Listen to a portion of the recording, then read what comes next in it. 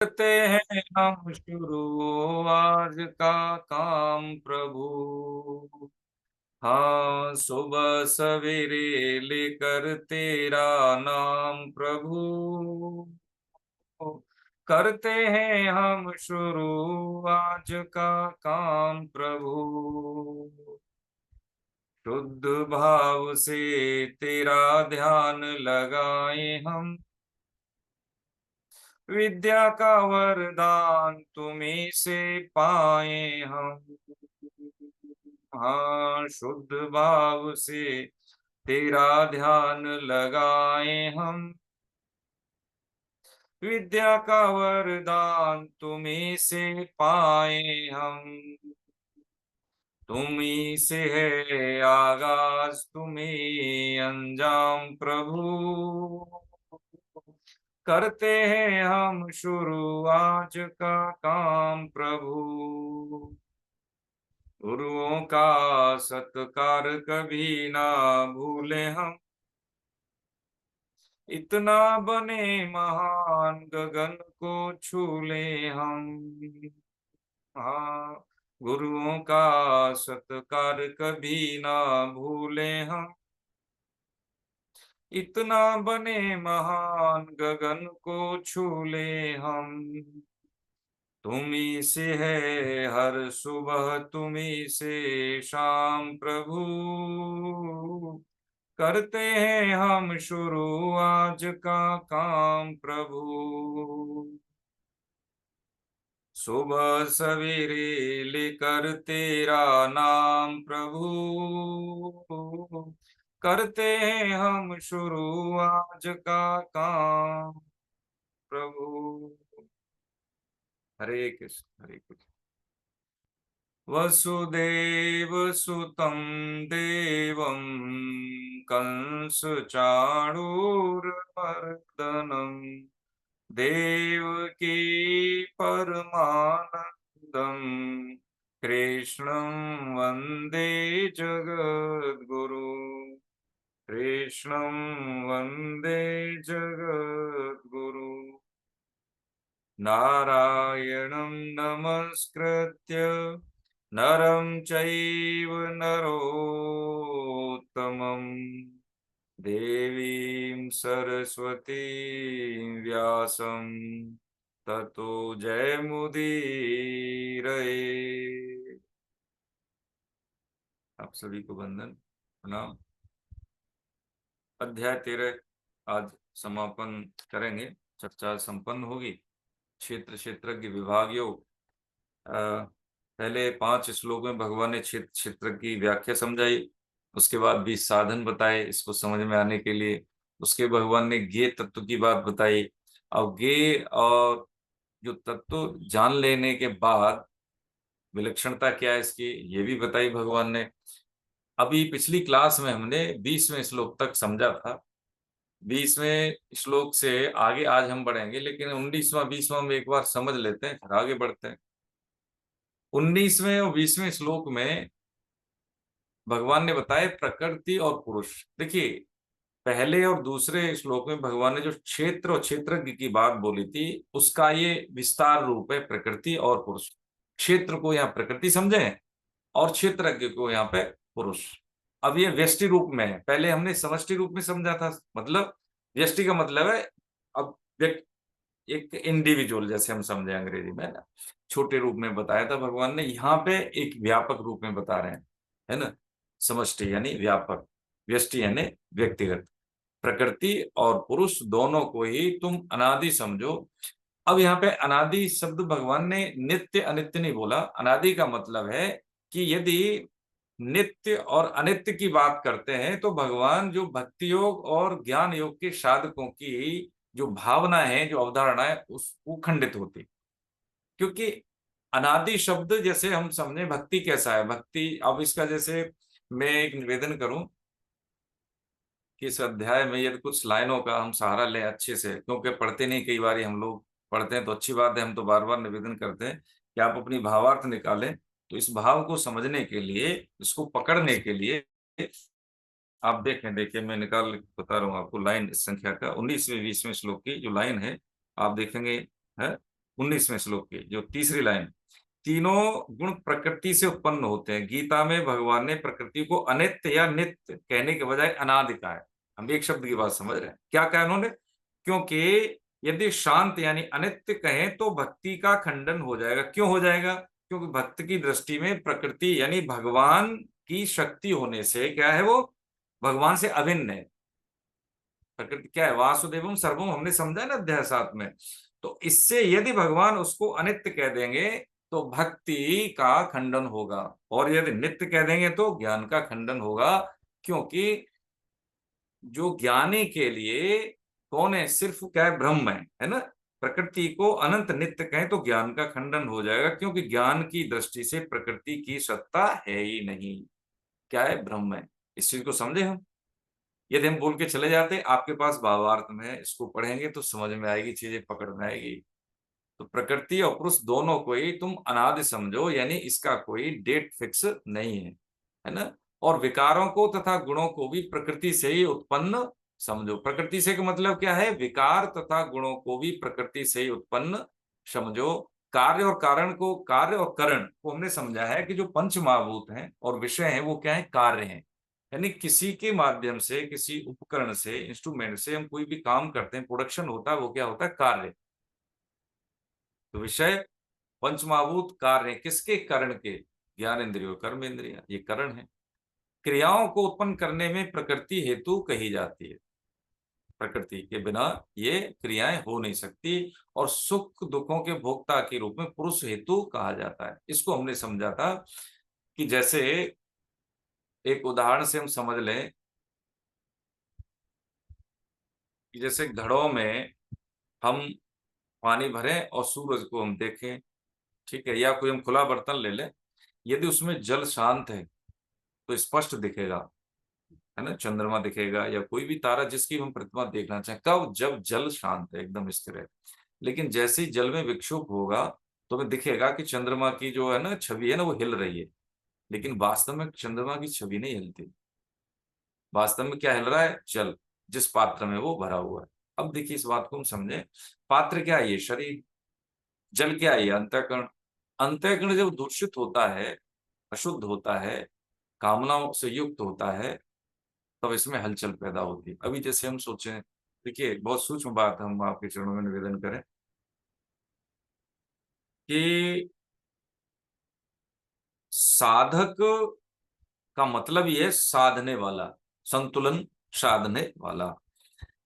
यदि हमारा अंतःकरण शुद्ध है तो प्रकृति में रहते हुए भी प्रकृति से वो अभिन्न रहता है। जैसे पात्र में पानी है, पानी शांत है, तो जो हमें दिख रहा है प्रतिबिंब चंद्रमा का, वो एकदम निर्मल दिखाई देगा।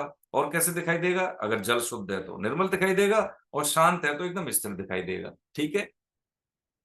लेकिन यदि उसमें विक्षोभ हो गया तो न तो उसका प्रतिबिंब ठीक से दिखाई देगा, न उसकी निर्मलता। बस ऐसी है कि जो तरंग युक्त जो पानी है, ऐसे ही कामना युक्त जो अंतःकरण है, इसमें इसकी प्रतीति होती नहीं। प्रकृति पुरुष जो है प्रकृति में अपने आप को तादात्म्य करने से ही ये सारे विकार और गुणों का संग होता है। गुण संग का मतलब यही है कि कामनाओं के कारण व्यक्ति जो बंध जाता है उसी को गुणों का संग कह देते हैं। इसलिए ये किसमें दिक्कत है? उस पात्र में भरे हुए बर्तन में। इसलिए कह रहे हैं कि गुणों को भी प्रकृति से ही उत्पन्न समझो। ठीक है, समझ गए होंगे अब हम। कार्य और करण के द्वारा होने वाली क्रियाओं को उत्पन्न करने में प्रकृति हेतु कही जाती है। हाँ, और सुख दुखों के भोक्तापन में पुरुष हेतु कहा जाता है। सुख दुख होते नहीं है, है ना। सुख दुख हमारे दृष्टिकोण के अनुसार, जब हमारी अनुकूलता मिलती है तो हमें कभी क्रोध आएगा? नहीं आएगा। अनुकूलता में कभी नहीं क्रोध आएगा। वो तो ऐसा लगेगा पता नहीं कितने अच्छे लोग हैं हम, बहुत, है ना, एकदम अच्छे से बात करना है, दूसरों की सेवा भावना की भी बातें कर लेंगे, अच्छे अच्छे विचारों को भी डिलीवर कर देंगे। कब? जब अनुकूलता होती है। लेकिन जब प्रतिकूलता आती है तो क्या होता है? सुखासक्ति में बाधा होने से फिर हमें क्या होता है? प्रतिशोध कहें, क्रोध कहें, है ना, इन्होंने मेरे साथ ऐसा किया तो मैं ऐसा करूं। तो जैसे ही अनुकूलता में बाधा पैदा होती है, बाधा अनुकूलता में होने से हमें क्रोध आता है। तो सुख दुख क्या है कि हमारी अनुकूल, सुख का मतलब है अनुकूलता, दुख का मतलब है प्रतिकूलता। इसमें कौन? पुरुष हेतु। कौन सा पुरुष? जिसने प्रकृति के साथ तादात्म्य कर लिया है। ऐसा भगवान ने यहाँ पे समझाया। अब 21वें श्लोक से देखिए, 21वां श्लोक, इसमें किनका बारी है? हमारी बारी है क्या? जी सर, 21, 22, 23 आपका 21, 22, 23। हरे कृष्ण। 21, 22, 23। अब इसमें भगवान बताएंगे, 21, 22, 23 में हम समझते हैं कि बंधन का मूल कारण इसमें देखिए छिपा हुआ है, प्रकृति में स्थित। तो 21वां श्लोक में पढ़ देता हूँ, चलेगा आपको। पुरुष प्रकृतिस्थो हे भुंक्ते प्रकृति जान गुणान कारणं गुण संगोष्य सदसद्यो निज जन्मसु। सदसद्यो निज, सदसद्यो निजन्मसु, यानी प्रकृति में स्थित पुरुष जीव ही प्रकृति जन्य गुणों का भोक्ता बनता है। गुणों का संग ही है, गुणों का संग ही इसके ऊंच नीच योनियों में जन्म लेने का कारण है। अब जैसे पिक्चर में दिख रहा है, ये दिख रहा है कि नहीं दिख रहा है? देखिए, इसका भावार्थ भी आप समझ लेंगे किताब में, पुस्तक में 21वें श्लोक का, कि प्रकृति और पुरुष के संयोग से ही जितने भी जंगम और स्थावर, जंगम का मतलब होता है चैतन्य, जैसे हम चल फिर सकते हैं, है? पेड़ पौधे स्थावर में आते हैं, जंगम में आते हैं। हम जैसे कीट पतंग मनुष्य सब, है ना, जंगम में आते हैं। इनके संयोग से ही ये बनता है। हमने पिछली क्लास में समझा था कि चिज्जड़ ग्रंथि का नाश कब होता है? जब हम क्षेत्र क्षेत्र, प्रकृति और पुरुष एक ही बात है, का हम अलग अलग विभाग से इनको हम समझ लें। तो जो चिज्जड़ ग्रंथि है, जो संयोग, जो पॉइंट है जिसका चेतन और जड़ का, उसका फिर नाश हो जाता है। देखिए, शरीर में जब तक हम स्थित रहते हैं तब तक हमें कष्ट भासते हैं। हमने देखा होगा महापुरुषों को बड़े कष्ट सहने पड़े, और भगवान उन्हीं को कष्ट क्यों देते हैं? ताकि अन्य लोगों को उनसे प्रेरणा मिले।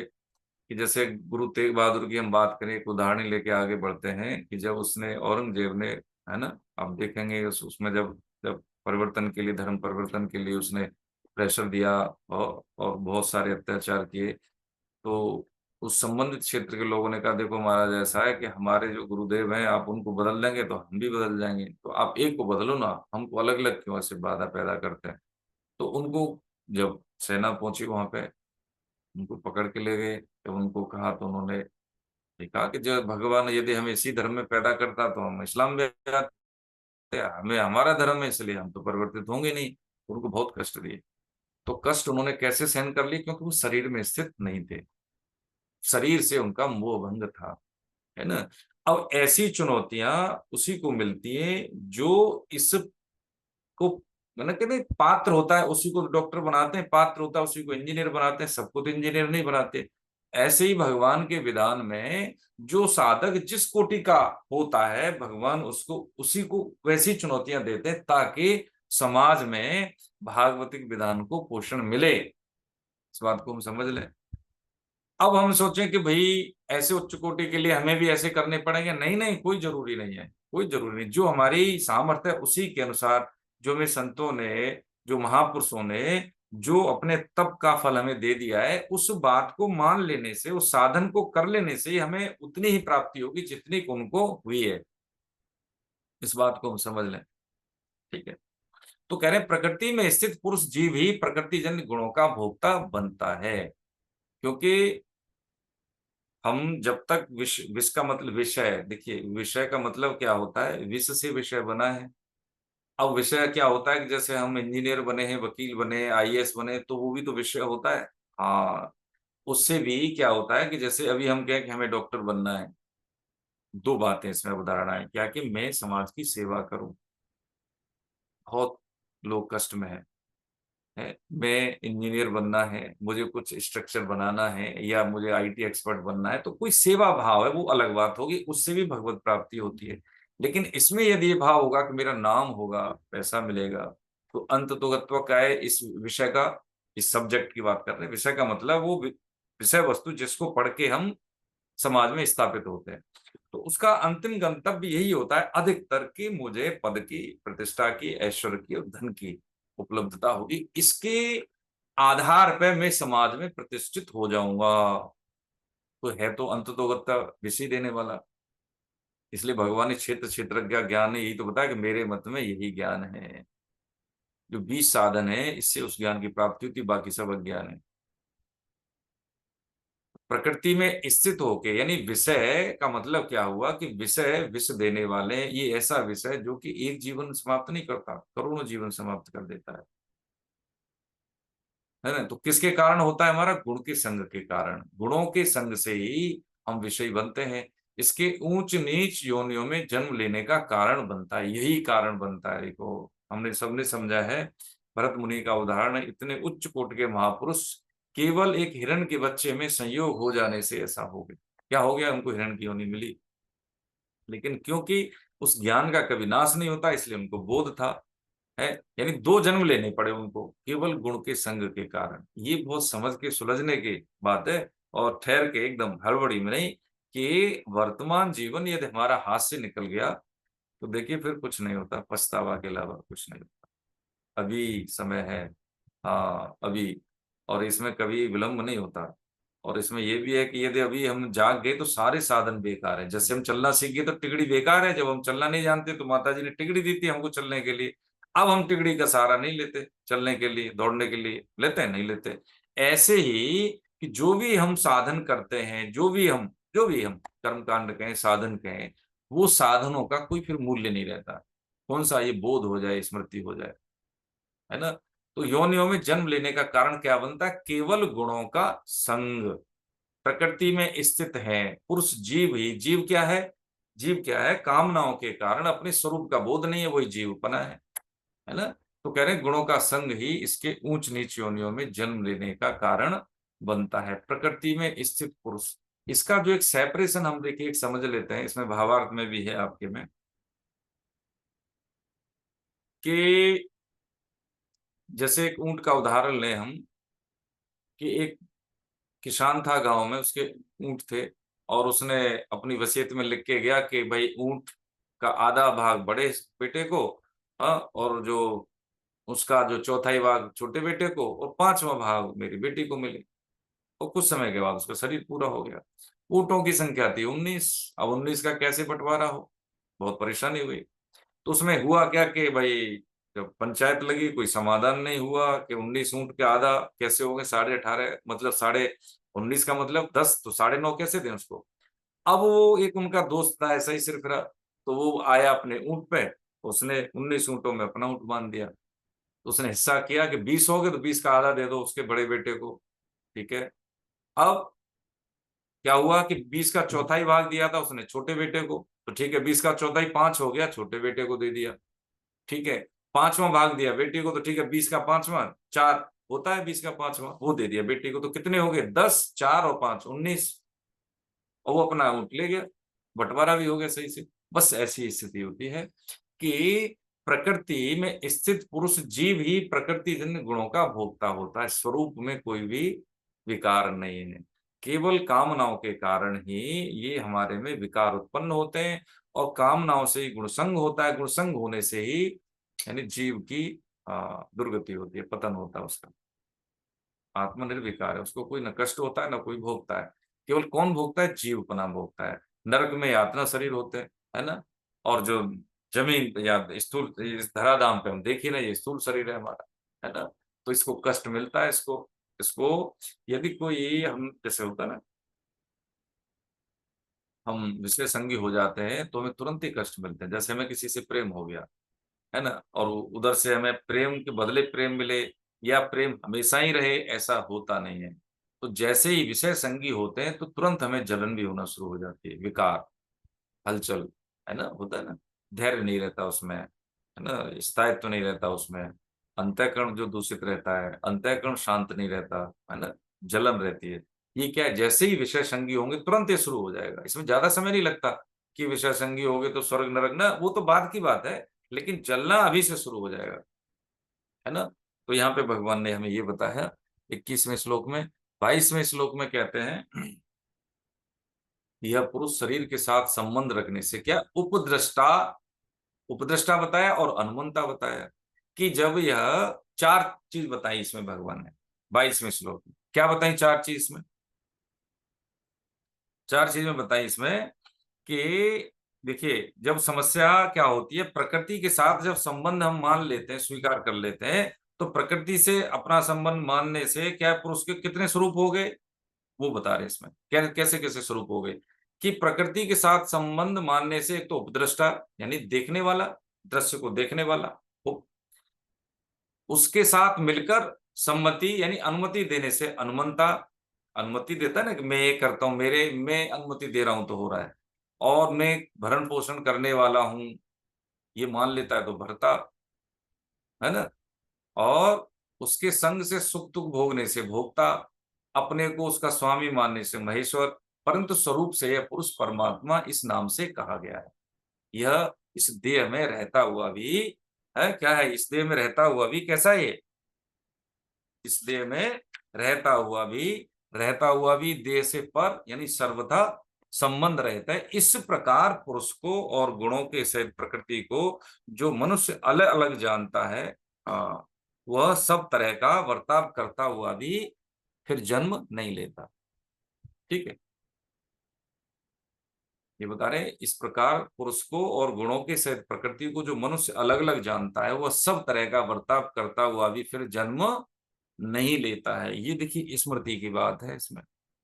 इसमें स्मृति का क्या है कि जैसे ही हमें स्मृति हो जाए, होता है कि नहीं होता है, कि मान लीजिए कि हम किसी को जानते नहीं हैं, किसी को नहीं जानते हैं, और उसको नाम हम जानते हैं, नाम जानते हैं, मान लीजिए कि हम डॉक्टर साहब को नाम से जानते हैं लेकिन परिचय नहीं है। लेकिन जैसे ही हमारा इनसे परिचय हो जाता है, परिचय हो जाता है, तो नाम के साथ साथ हमारा जैसे ही हम नाम लेंगे वैसे ही इनका हमें स्वरूप है, जो इनका जो रूप है, चेहरा, वो याद आएगा। ठीक है, ऐसे ही जब साधक को बोध हो जाता है, तो हर नाम उसके अंतःकरण में घटने लगता है, हर नाम घटने लगता है। अब ये हम जानते हैं कि शरीर अनित्य है ना, पहले जैसा था अब नहीं है। देखिए बिल्कुल जानने वाली बात है, लेकिन मानते नहीं है, फिर भी नहीं मानते, है ना। समय हमारे पास सीमित है, ये जानते हैं लेकिन इसको मानते नहीं है। ये भी हम जानते हैं कि हम अपने पूर्वजों के साथ नहीं रह पाए, हम भी आने वाली संतान के साथ ज्यादा दिन तक नहीं रह पाएंगे। जानते हैं लेकिन मानते नहीं। ये बहुत कठिन ग्रंथि है। इसको तोड़ने के लिए देखो, सिद्धजन चिल्ला चिल्ला के बोलती है कि बात को 50 बार बोलते हैं, नहीं समझ में आती। शास्त्र बोलता है, समझ में नहीं आती। ये शब्दों का खेल बस समझ के हम आगे बढ़ जाते हैं, लेकिन इसको आचरण में घटाने के लिए ही साधक बनना बहुत जरूरी है। जब तक आचरण में हम इस साधन को नहीं लाएंगे, तब तक ये बातें आएंगी नहीं। तो जीव, पुरुष और प्रकृति, यानी इन दोनों के बीच में बंधन कर लेने से ही उसको विभिन्न योनियों का कारण बनना पड़ता है। ये केवल क्षेत्र और क्षेत्रज्ञ को समझने मात्र से, और उस क्षेत्र क्षेत्रज्ञ का जो एकदम संयोजन है, उसका छेदन करने के लिए ये बात भगवान बता रहे हैं अर्जुन के माध्यम से, कि हम, देखा जाए हम यही तो करते हैं सारे जीवन भर, उपद्रष्टा, है ना। मैं अनुमति, मैंने अपने आप को ये तरह सा मैंने ये किया तो मैं ये कर पाया, ऐसा कहते हैं, नहीं कहते। मैं ये सब करता हूँ, घर परिवार समाज में मेरी इतनी स्थिति है, और हमने इतना इकट्ठा, ये जो ऐश्वर्य सब हमने किया है, भोक्ता महेश्वर, ये हम सबके इनके स्वामी, इन सब चार में ही तो हम बने रहते हैं। देख लें, इन चार के अलावा कुछ भी नहीं है। और सब ये झूठ है। झूठ का मतलब है मिथ्या, फिक्टिशस। इसका कोई भी निश्चित स्वरूप नहीं। निश्चित स्वरूप हमें ये जो एक शरीर में है, ये जीवात्मा, और ये जीवात्मा शुद्ध होने के लिए आई है।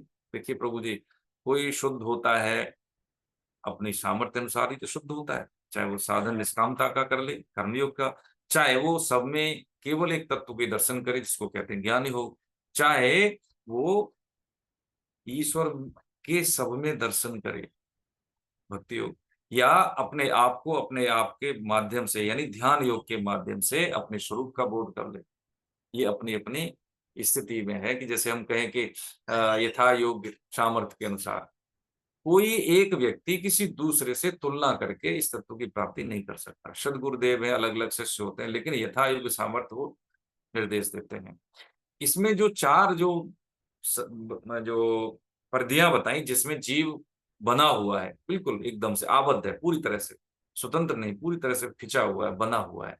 इन बने हुए बंधनों को ढीला करने के लिए ही चार साधन बताए स्वामी जी ने। और ये बताया कि जैसे होता है ना कि व्यक्ति कोई कुएं में हो, वो आवाज न दे, तो कौन उसको निकालेगा? कोई आइडेंटिफाई नहीं कर पाएगा। कोई देख लेगा तो ठीक है, नहीं तो देखते हुए भी कभी गहराई ज्यादा होती है तो कोई देखते हुए भी नहीं देख पाएगा। ऐसे ही हमारे जो अशुद्ध अशुद्ध अंतर्मन की इतनी गहराई है कि उसमें बिना अपने प्रयास के कोई हमारी मदद नहीं कर पाएगा, हाथ तो बढ़ाना होगा। इसलिए जोर जोर से कभी कभी चिल्लाते हैं साधक जन, हे नाथ, हे मेरे ईश्वर, मैं आपको भूलूं नहीं प्रभु। हम भूल जाते हैं, संसार में रह के भूल जाते हैं, है ना, कि जितने भी सिद्ध जन हैं सबका एक ही परिणाम होता है, सभी साधनों का, सभी तपों का, सभी यज्ञों का एक ही परिणाम होता है, नाम। यही अंत में यही रह जाता है।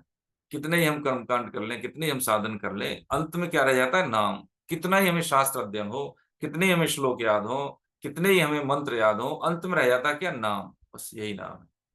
इसलिए सभी यज्ञों में जप यज्ञ श्रेष्ठ बताई भगवान ने। तो ये चार तरह से जो जीव बना हुआ है, इस जीव को, हाँ, इसका जो छेदन करने के लिए, इस ग्रंथि का छेदन करने के लिए ही चार साधन है ना।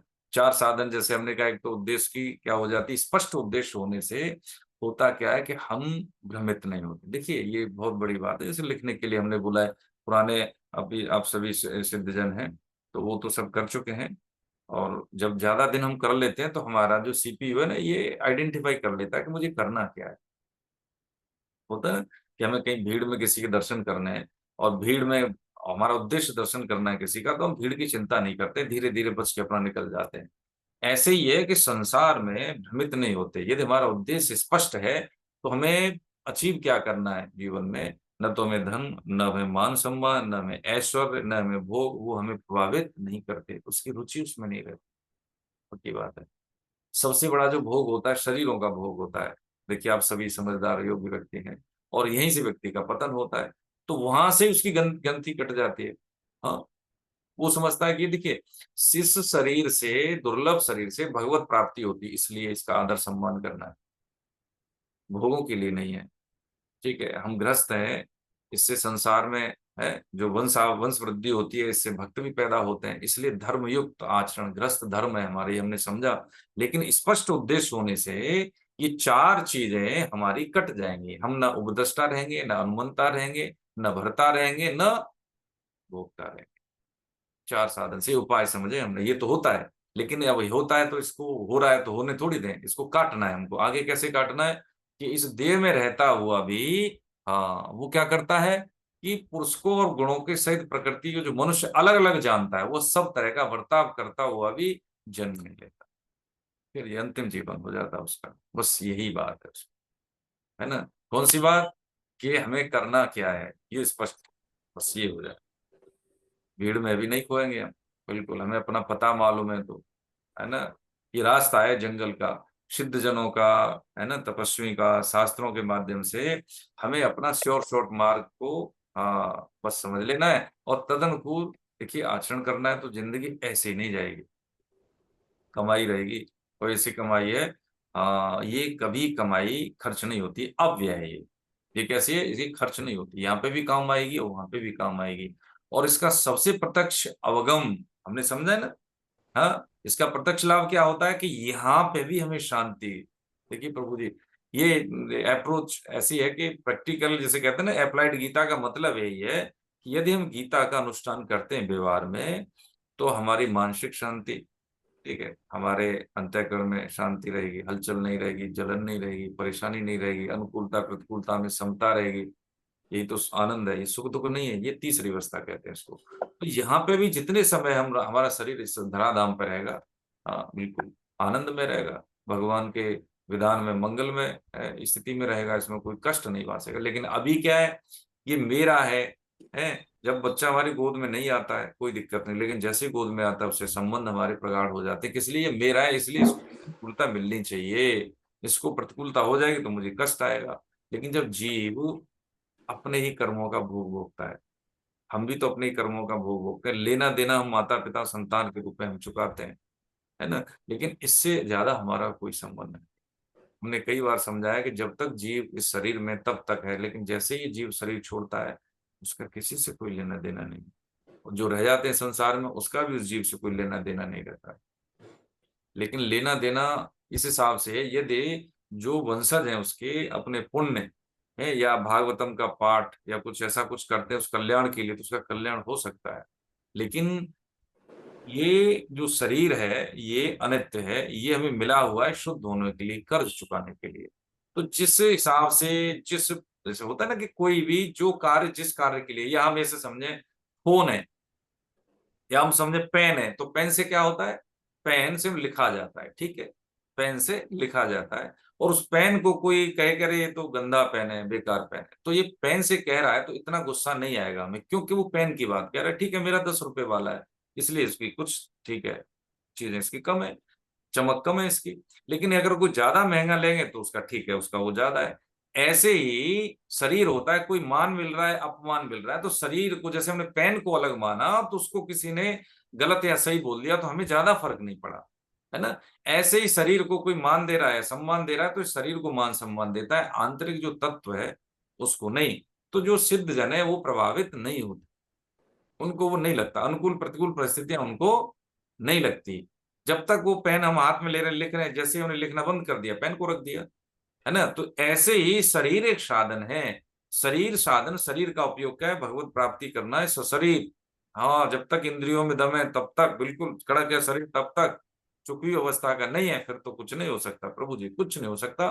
क्योंकि जो हमारा सॉफ्टवेयर है, हृदय में जलन है, असंतोष मन है, बहुत अशुद्धता है, मल है, विक्षेप है, आवरण से युक्त अंतःकरण है, तो उसके लिए जो भी साधन होने चाहिए वो साधन करने की सामर्थ्य इंद्रियों में नहीं रहती, फिर उसके बाद कुछ नहीं होता, फिर भोगता है जीव, फिर कष्ट में होता है। कि देखिए, ये जैसे जैसे भगवान का उपदेश मैच्योर हो रहा है वैसे वैसे अर्जुन को समझा रहे हैं। और यही समझा रहे हैं भाई, सब कर तरह बर्ताव करता हुआ भी फिर वो जन्म नहीं लेता है, बिल्कुल नहीं लेता है। कैसे जन्म ले लेता है, क्योंकि उसकी कामनाएं कोई गुणों का संग नहीं है। गुण संग होने से ही शरीर मिलते हैं, गुण संग नहीं तो शरीर नहीं मिलते हैं।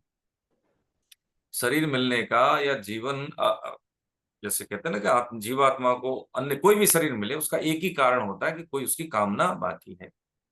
अब इसको कंक्लूड करके आगे बढ़ते हैं एक लाइन में, कि जब तक कामनाएं हैं, जैसे होता है ना कि शरीर रह गया, शरीर है कामनाएं नहीं है, तो ये मुक्ति है।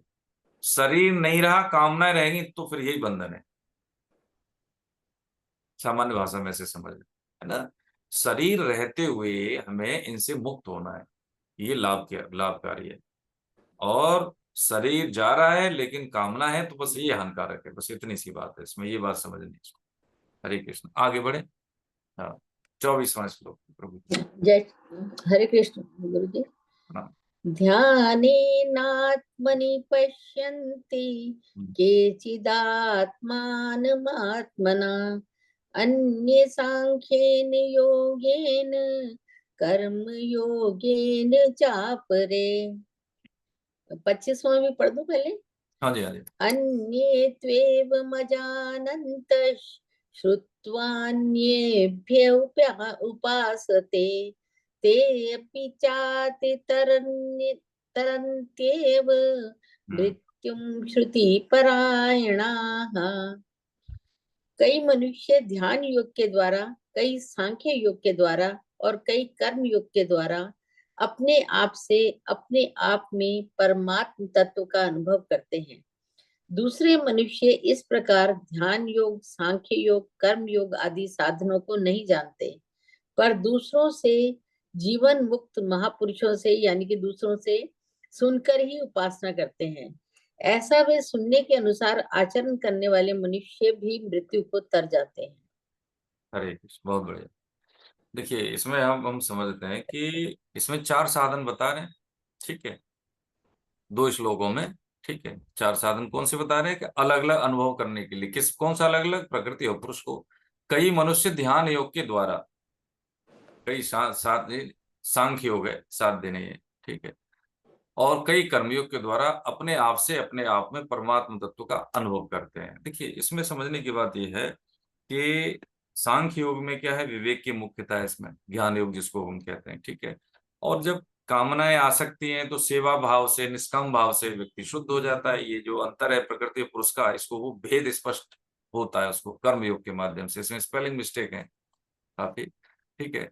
और ये जो ध्यान योग की बात बताई, ध्यान योग का मतलब ये होता है कि मन को बार बार ध्येय में लगाना, ठीक है, बार बार, नहीं लगता है फिर लगाना, नहीं लगता है फिर लगाना। तो इससे स्वयं से स्वयं को देखना होता है, इसे ध्यान योग के माध्यम से। अष्टांग योग की बात जब हम करते हैं तो ध्यान योग का मतलब यही है कि बार बार अभ्यास योग के माध्यम से मन को ध्येय में लगाना, ठीक है। अब जब तीनों, जैसे ज्ञान योग की बात हो गई, सांख्य योग की बात हो गई, है ना, और इसमें भगवान ने इसकी बताई कर्म योग की बात हो गई, इसका अनुभव करते हैं। आगे ये बता रहे हैं 25वें में, दूसरे मनुष्य इस प्रकार ध्यान योग, सांख्य योग, कर्म योग आदि साधनों को नहीं जानते, पर दूसरों से, कौन से दूसरे? जो जीवन मुक्त महापुरुषों से सुनकर ही उपासना करते हैं। ऐसे वे सुनने के अनुसार आचरण करने वाले मनुष्य भी मृत्यु को उतर जाते हैं। यदि ऐसा नहीं कर पा रहे हैं तो क्या करें? हमारी समझ में नहीं आ रही, कोई बात नहीं, लेकिन इसमें यह है कि यदि कोई सिद्ध जन, सदगुरुदेव, जीवन मुक्त महापुरुष को सुनकर श्रवण, देखिए इसलिए जो नवदा भक्ति में श्रवण पहले, श्रवणम कीर्तनम विष्णु स्मरणम पाद सेवनम अर्चनम वंदनम और साख्य आत्म निवेदनम, तो श्रवण पहले स्थान पे है कि उनको श्रवण का मतलब है सुनना नहीं, सुन के आचरण में लाना, ध्यान से सुनना, वो श्रवण है। उपासना करते हैं यानी अनुष्ठान में लाते हैं। ऐसे वे सुनने के अनुसार आचरण करने वाले मनुष्य भी मृत्यु को तर जाते हैं। मृत्यु से तरने का मतलब है कि अपने जीवन को सफल करना, यानी मृत्यु से तर जाने का मतलब है मृत्यु पे विजय प्राप्त कर लेना, है नहीं रहना। हरे कृष्ण। आवाज आ रही है भाई? शांति से हो जाओ, डिस्टर्ब मत करें, आपकी आवाज आ रही है यहाँ तक, है ना। तो क्या है, ऐसे वे सुनने के अनुसार आचरण करने वाले मनुष्य भी मृत्यु को तर जाते हैं। श्रुति परायणा तेपि चातित रंत्येव मृत्युम श्रुति परायणा। श्रुति परायणा का मतलब यहाँ पे यही है कि सुनकर ही उपासना करते हैं। ऐसे वे सुनने के अनुसार आचरण करने वाले मनुष्य भी मृत्यु को तर जाते हैं। ये आसान तरीका इसलिए है क्योंकि जैसे होता है ना, ये कौन कर पाते हैं? सांसारिक दृष्टि से सोचें तो वो कर पाते हैं जिनके पास ज्यादा शब्द ज्ञान नहीं होता, जिनके पास ज्यादा शब्द ज्ञान नहीं होता, ज्यादा डिग्रियां नहीं होती। और ज्ञान की कोई डिग्री होती है क्या? पिछली बार भी हमने समझा था, नहीं होती। सांसारिक ज्ञान की डिग्री होती है। सांसारिक ज्ञान जिससे हमें ये खान पान, ये सब जीवन यापन, इसके बीए हो गए, एमबीए हो गए, फलाने डिग्री सब, लेकिन ज्ञान की कोई डिग्री नहीं होती। ज्ञान की डिग्री होती है व्यवहार, कि हम स्थिति परिस्थिति में कैसा व्यवहार करते हैं। हाँ, देखिए कोई व्यक्ति ज्ञानी है तो उसकी पहचान 4 तरीके से हो सकती है। ये हम स्थूल बात समझ रहे हैं कि जैसे जिससे हमारा जीवन संतुलित रहे। एक तो रिजेक्शन हमें आ जाए, फेलियर आ जाए, है ना। भाई रिजेक्शन का मतलब कोई जरूरी थोड़ी है कि भाई हमें कोई, हम जिस पर्पज से हम काम कर रहे हैं वो हमें स्वीकार कर ले, या कोई मान लीजिए हमें कोई स्वीकार कर ले, है शादी ब्याह बंधन के लिए, हम दुखी हो जाए। फेलियर का मतलब है हर व्यक्ति हर में सफल नहीं हो सकता, ठीक है। तीसरी बात होती है ऐसे होने के बाद हमारा दूसरों के प्रति कैसे व्यवहार रहता है। हाँ, ये 3 चीजें तो कम से कम इतनी सी हो जाए तो इससे क्या होता है, व्यक्ति का व्यक्तित्व जो है संतुलित होता है। और संतुलित होने से क्या है कि वो चीजों को स्पष्टतः, है, उचित और अनुचित का भेद करने का उसको स्पेस मिलता है, उसको व्यवहार में हड़बड़ी में नहीं रहता कि एकदम से कोई भी काम हुआ, कोई प्रतिक्रिया या कोई भी अनुकूलता है या कोई भी, है, व्यवहार मिला किसी से, हमने तुरंत रिएक्ट कर दिया। तो उस रिएक्शन के पीछे, रिएक्ट के पीछे कहीं ना कहीं क्या है, हमारी हड़बड़ी होती है, संतुलन न साधना होता है। उसको इतना स्पेस मिलता है उस व्यक्ति को कि मुझे कौन सी स्थिति में कैसा व्यवहार करना चाहिए। हाँ, इसी को कह देते हैं। फिर जो जब ये इसमें पारंगत जब साधक हो जाता है तो उसको फिर स्थिति प्रज्ञता इसी को कहते हैं। तो यहाँ पे कह रहे हैं दूसरे मनुष्य इस प्रकार ध्यान योग, सांख्य योग, कर्मयोग आदि साधनों को नहीं जानते, पर दूसरों से यानी जीवन मुक्त महापुरुषों से सुनकर ही उपासना करते हैं। ठीक है। और ऐसे सुनने के अनुसार आचरण करने वाले मनुष्य भी मृत्यु को उतर जाते। क्यों? क्योंकि भगवान कई प्रतिनिधि होते हैं। तो प्रोटोकॉल सामान्य जीवन में हम उपयोग में करते हैं कि यदि किसी, मान लीजिए हमने कह दिया कि जी प्रधानमंत्री जी ने हमें ऐसा एक चिट्ठी दे दी है किसी डिपार्टमेंट में जाने के लिए कि इनके साथ ये काम इनका हो जाए, तो हो जाता है। ऐसे ही जीवन मुक्त महापुरुष भगवान के आश्रय में जो वचन दे देते हैं साधक को कि तू ऐसा कर ले, फिर इसी से कल्याण हो जाएगा, तो उसी से कल्याण हो जाएगा। कई ऐसे उदाहरण हैं। गुरु, सदगुरु जब शिष्य को दीक्षा देते हैं तो उसकी स्थिति, उसकी सामर्थ्य के अनुसार उसको नाम देते हैं या कोई मंत्र दे देंगे। यदि वो कर सकता है उसकी सामर्थ्य के अनुसार देते हैं। ऐसा नहीं कि सभी शिष्यों को एक ही चीज दे दी, नहीं। अब किसी व्यक्ति की सामर्थ्य है, मान लीजिए केवल नाम की, तो नाम से उसका कल्याण हो जाएगा। ये कौन वचन देता है? ये जीवन मुक्त महापुरुष। और इसको कौन पूरा करते हैं? भगवान पूरा करते हैं, क्योंकि भगवान के जन होते हैं, ये पार्षद होते हैं, भगवान के पार्षद होते हैं। तो ये साधन भी हम नहीं कर पाए, तो इसलिए सत्संग के माध्यम से श्रवण का सदुपयोग करके ही हमारा कल्याण हो सकता है। लेकिन कब? जब हमारा उद्देश्य निर्धारित जो है उद्देश्य, उसकी स्पष्टता हमारे व्यवहार में हो, उद्देश्य के प्रति दृढ़ता हो, तब। ठीक है। हरे कृष्ण। आगे पढ़ते हैं। देखिए अब जो 26, 27वां 28वां है, कौन पढ़ेंगे इसको? ललिता जी आप उनको। हाँ हरे कृष्ण प्रभु। हाँ, प्रणाम, वंदना। हरे कृष्ण। यावत् संजायते किंचित सत्वं स्थावर जंगमम क्षेत्र क्षेत्र संयोगा तद्विद्विद् भरतवर्ष समम सर्वेषु भूतेषु तिष्ठतं परमेश्वरं विनश्यति स्वितस्वनि विनश्य विनश्य विमनश्यन्तं य पश्यन्ति च पश्यन्ति समं पश्यन्ति प्रसंयमन्ति सर्वत्र समवस्थि तमीश्वरं न हिनस्यात्मन्नात्मवानं ततो याति परागतिम्। हे भरतवंशियों में श्रेष्ठ अर्जुन, स्थावर और जंगम जितने भी प्राणी पैदा होते हैं उनको तुम क्षेत्र और क्षेत्र के संयोग से उत्पन्न हुए समझो।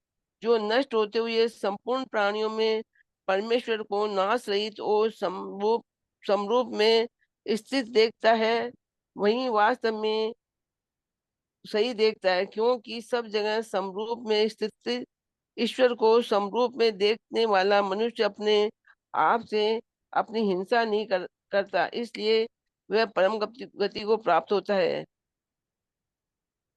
कुल 84 लाख योनियों में स्थावर पेड़ पौधे इत्यादि और जंगम पशु पक्षी मनुष्य इत्यादि जितने भी थलचर नभचर और जलचर प्राणी हैं, वे सबके सब क्षेत्र और क्षेत्र के संयोग से पैदा होते हैं। क्षेत्र का शरीर से साथ में मेरापन का संबंध मानना एक क्षेत्र और क्षेत्र का संयोग है। इसे माने हुए संबंध के कारण ही जीव को विभिन्न योनियों में जन्म लेना पड़ता है। इसी संयोग से गुण सम का है। हरे कृष्ण प्रभु। हरे कृष्ण। हरे कृष्ण। देखिए ये जो श्लोक है इसमें 27 और 28वां, ये जो है परमात्मा से संबंध की पहचान की बात बताई भगवान ने। अब जैसे मैडम ने भी पढ़ा है 26वां, है ना, इसमें कि हे भरतवंशियों में श्रेष्ठ अर्जुन, स्थावर और जंगम जितने भी प्राणी पैदा होते हैं उनको तुम क्षेत्र और क्षेत्रज्ञ के संयोग से उत्पन्न हुआ समझो, जितने भी। ठीक है, ये हमने समझ लिया था पिछले भी। और इसी को भगवान ने फिर कहा है, जो नष्ट होते हुए संपूर्ण प्राणियों में परमेश्वर को नाश रहे तो समरूप से स्थित देखता है, वही वास्तव में सही देखता है? यह पश्यति स पश्यति, जो ऐसा देखता है, स पश्यति यानी वो सही देख रहा है। क्योंकि सब जगह समरूप से स्थित ईश्वर को समरूप से देखने वाला मनुष्य अपने आप से अपनी हिंसा नहीं करता। इसमें देखो अपनी हिंसा का मतलब क्या है?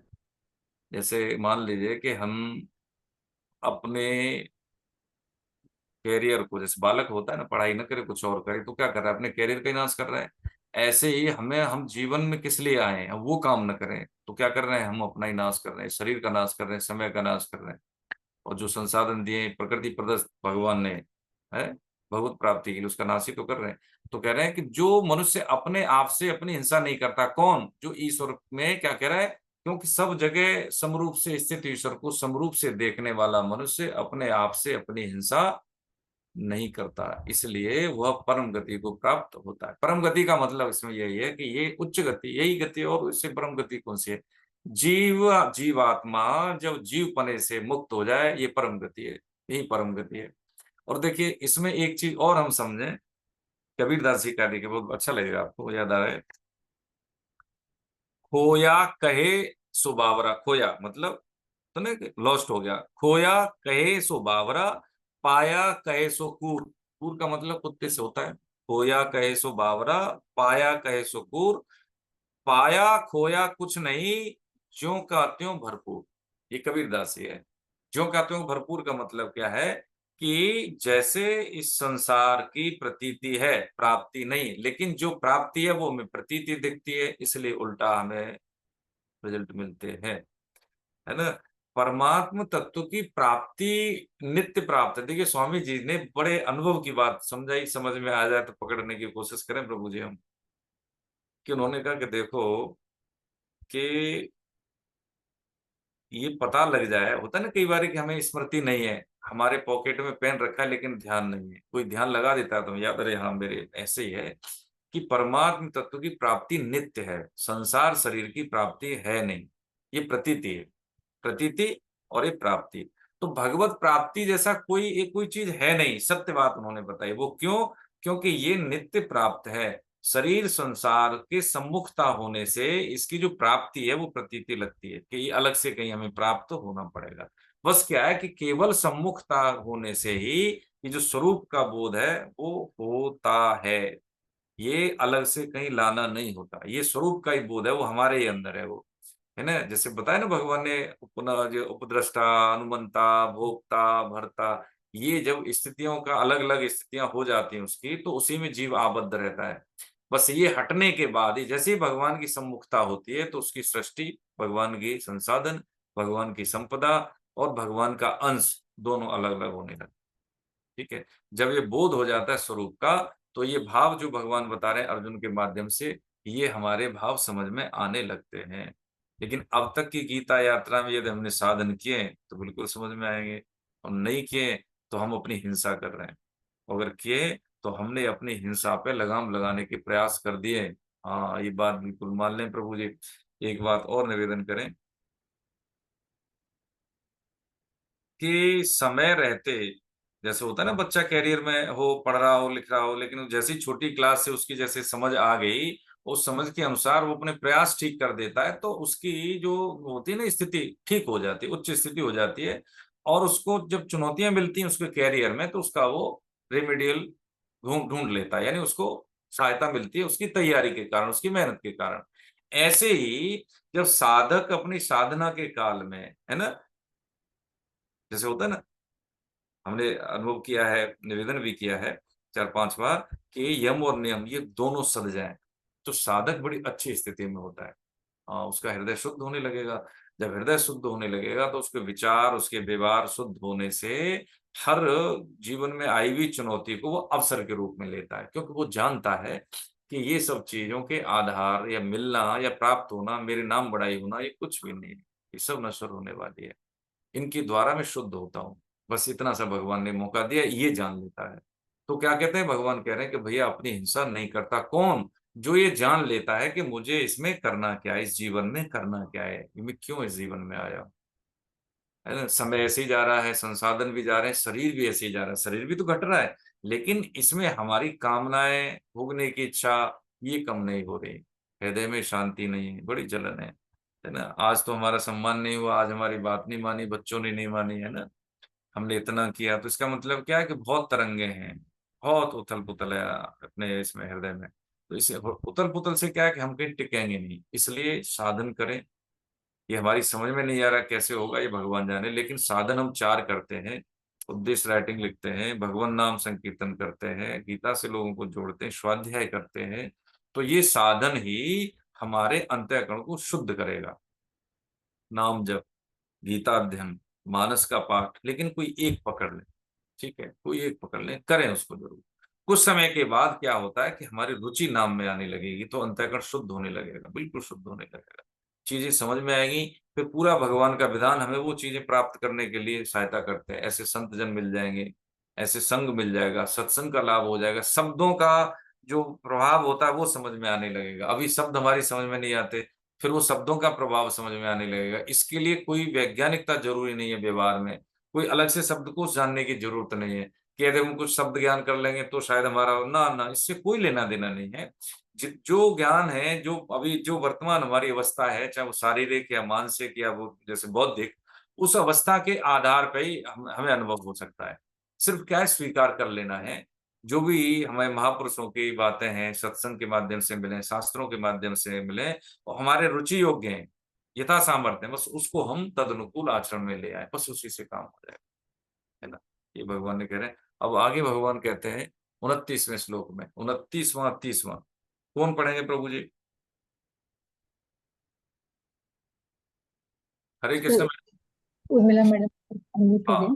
हाँ, प्रणाम। हरे कृष्णा। हरे कृष्णा। प्रकृत्यैव च कर्माणि क्रियमाणानि सर्वशः यः पश्यति तथात्मानं कर्तारं स पश्यति यदा भूतपृथग्भाव एकस्थमनुपश्यति तत एव च विस्तारं ब्रह्म संपद्यते तदा। जो संपूर्ण क्रियाओं को सब प्रकार से प्रकृति के द्वारा ही की जाती हुई देखता है और अपने आप को अकर्ता देखता है, अनुभव करता है, वही यथार्थ देखता है। जिस काल में साधक प्राणियों के अलग अलग भावों को एक प्रकृति में ही स्थित देखता है और उस प्रकृति से ही उन सब का विस्तार देखता है, उस काल में वह ब्रह्म को प्राप्त हो जाता है। हरे कृष्णा। हरे कृष्णा। हरे कृष्ण। हरे कृष्ण। देखिए, इसमें 29 और 30 में जो 2 तरीके बताए भगवान ने कि परमात्मा के साथ संबंध पहचानने की बात बताई ऊपर, अभी इसके बाद बता रहे हैं कि क्षेत्र और क्षेत्रज्ञ के संयोग से कैसे छूटा जा सके। तो संसार के 2 रूप हैं, एक तो क्रिया के माध्यम से, एक है पदार्थ के माध्यम से। तो जो संपूर्ण क्रियाओं को सब प्रकार से प्रकृति के द्वारा ही की जाती हुई देखता है और अपने आप को अकर्ता देखता, अनुभव करता है, वही यथार्थ देखता है, यानी वो सब पश्यति, वो सही देखता है, ऐसा भगवान ने कहा। क्योंकि अब इसको कैसे समझें, इस बात को ऐसे समझें कि सूरज या जैसे कोई भी हम तारा ले लेते हैं, जैसे सूरज का इसलिए उदाहरण आता है क्योंकि हम इसमें ज्यादा तादाद में करते हैं, है ना, अच्छे से अवेयर है इनकी शक्ति से, इनकी कृपा से, कि जब सूरज उदय होते हैं तो स्वभावतः प्राणी अपने अपने काम करते हैं। होता है ना कि कोई बच्चा स्कूल जाएगा तो जैसे ही दिन निकलेगा उस हिसाब से स्कूल की तैयारी, हम नौकरी करते हैं तो नौकरी की तैयारी, व्यवसाय है तो व्यवसाय की तैयारी, और कोई इसमें मान ली दुराचार्य है तो उसकी तैयारी, यानी स्वभाव से अपना काम करने के लिए प्रक्रियाएं शुरू कर देते हैं सूरज निकलते ही, होता है। लेकिन इससे सूरज के प्रकाश में कोई परिवर्तन नहीं होता, यानी भगवान सूर्य को इसमें कोई है कर्ता और अकर्ता ऐसा कोई भाव नहीं, बस उनका तो प्रकाश है। बस ऐसे ही है कि प्रकृति और पुरुष के संयोग से ये चेतनता भास रही है, इसके माध्यम से जीव शुद्ध होता है, ठीक है। अब इससे क्या करते हैं कि जो सूरज के प्रकाश में भगवान ने जो शक्ति दी है, उस शक्ति के प्रकाश से प्रकाशित ये शरीर अपने गुणों के संग के भाग के कारण ये प्रक्रियाएं करता रहता है, क्रियाएं करता रहता है। लेकिन यदि इसको ये बोध हो जाए, क्या बोध हो जाए कि जैसे दिन निकला है भैया, दिन का हमें सदुपयोग करना है, मैं नौकरी वाला हूं तो नौकरी करना है, मुझे शरीर भी स्वस्थ रखना है, मुझे विद्या अध्ययन करना है, मैं पालन पोषण के लिए मैं गृहिणी हूं तो खाना पीना भी बनाना है, अपने कार्यों को करने के लिए विभाग से समय का मैं सदुपयोग करता हूं, तो ये समय का सदुपयोग हो गया। लेकिन केवल अपनी कामनाओं की पूर्ति के लिए ही समय का हमने दुरुपयोग कर दिया, तो वो हमने कुछ उससे पाया नहीं। तो ये संपूर्ण क्रियाओं को सब प्रकार से प्रकृति के द्वारा ही की जाती हुई देखता है। अब देखिए, इसको हम कर्म से ज्ञान को कैसे जोड़ के समझ लें कि भगवान ने हमें मनुष्य शरीर दिया है, समय दिया है, संसाधन दिए, नौकरी दिए और पालन पोषण करने के लिए परिवार दिया है। तो यदि हम इसमें अपना निष्काम भाव से पूरा लगा दें, तो क्रियाएं तो हम कर रहे हैं कौन सी, गृहस्थी की कर रहे हैं हम, ठीक है, क्रियाएं कौन सी कर रहे हैं हम, समाज की कर रहे हैं हम, है नौकरी कर रहे हैं या व्यवसाय कर रहे हैं, कुछ भी करने के साथ साथ अंततोगत्वा क्या है कि हमारा उद्देश्य कि परिवार का भरण पोषण, बच्चों को एक जगह पर स्थापित कर देना और क्या करना कि इस जो परिवार की मर्यादा को आगे बढ़ा देना, और धीरे धीरे जीवन हमारा आगे चल रहा है और जो पीढ़ी अपनी आगे आ रही है, ऐसे ही पीढ़ी को पोषण देंगे तो आगे आने वाली पीढ़ी, तो जो सृष्टि संरचना में हमारा योगदान है, कौन से धर्म युक्त आचरण से वो क्रियाएं हो रही हैं, स्वभाव से हो रही हैं, उसमें क्या है, हमें अपना इनपुट दे देना है। यदि हम उस कड़ी से हट भी जाएंगे ना, तो भी क्रियाएं होंगी। बस ये मैं करता हूं, बस यही बंधन है, इसको थोड़ा सा ठहर के समझने की बात है ना। अपने आप को अकर्ता देखता अनुभव करता है, वही यथार्थ देखता है। अकर्ता का मतलब क्या है कि मैं करता नहीं हूं, यानी स्थिति परिस्थिति के योग्य मुझे अपना इनपुट दे देना है, कर्तव्य कर्म का पालन कर देना है ना। इसके अतिरिक्त यदि हमारा कुछ ये भाव रहता है कि मैं इसलिए करता हूं कि इनसे मुझे कुछ मिलेगा, बदले में मिलेगा, ये कामना हो गई, मैं करता हूं, ये कर्ता भाव हो गया, तो कर्ता और भोक्ता दोनों के कारण जीव बनता जाता है। जबकि समय के साथ साथ हमें अपना कर्तव्य पालन करके हमें मुक्त होना है ना। एक स्टेज के बाद यानी कर्तव्य पालन से कर्तव्य बोध होता है, कर्तव्य बंधन नहीं होता। बंधन कामनाओं से होता है, प्रकृति से है, संबंध तादात्म्य करने से होता है। वही यथार्थ देखता है, अपने आप को अकर्ता देखता है। तो ऐसा भगवान ने कहा। अब यहाँ पे देखिए, ये बता रहे हैं 30वें श्लोक में, जिस काल में साधक प्राणियों के अलग अलग भावों को एक प्रकृति में स्थित देखता है, उस प्रकृति से ही उन सबका विस्तार देखता है, उस काल में वो ब्रह्म को प्राप्त हो जाता है। ये भगवान ने बताया है ना, कि ब्रह्म को प्राप्त, जिस काल में साधक प्राणियों के अलग अलग भावों को एक प्रकृति में स्थित देखता है, जितने भी भाव हैं प्रकृति से तो हैं, उस प्रकृति से ही उन सबका विस्तार देखता है, उस काल में वो ब्रह्म को प्राप्त हो जाता है।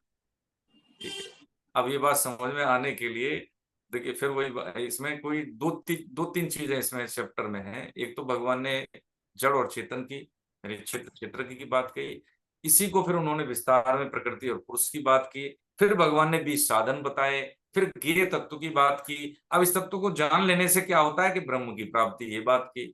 अब इस ब्रह्म की प्राप्ति में जो क्या क्या अड़चने आती हैं वो हम समझ रहे हैं, और इस अड़चनों को छेदन करने के लिए सिर्फ एक ही बात भगवान बार बार कहते हैं, वो ये है कि स्वरूप का बोध, साधन परायण होना।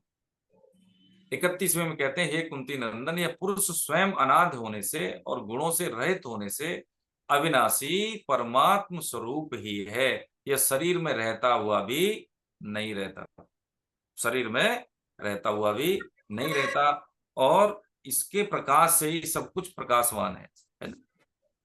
क्या कहते हैं 31वें श्लोक में कह रहे हैं भगवान कि भाई ये जो लिप्त नहीं रहता और न रहता हुआ भी न इसमें रहता है, दोनों विरोधाभासी बात है। इसको हमने समझा है शुरू में भी कि जैसे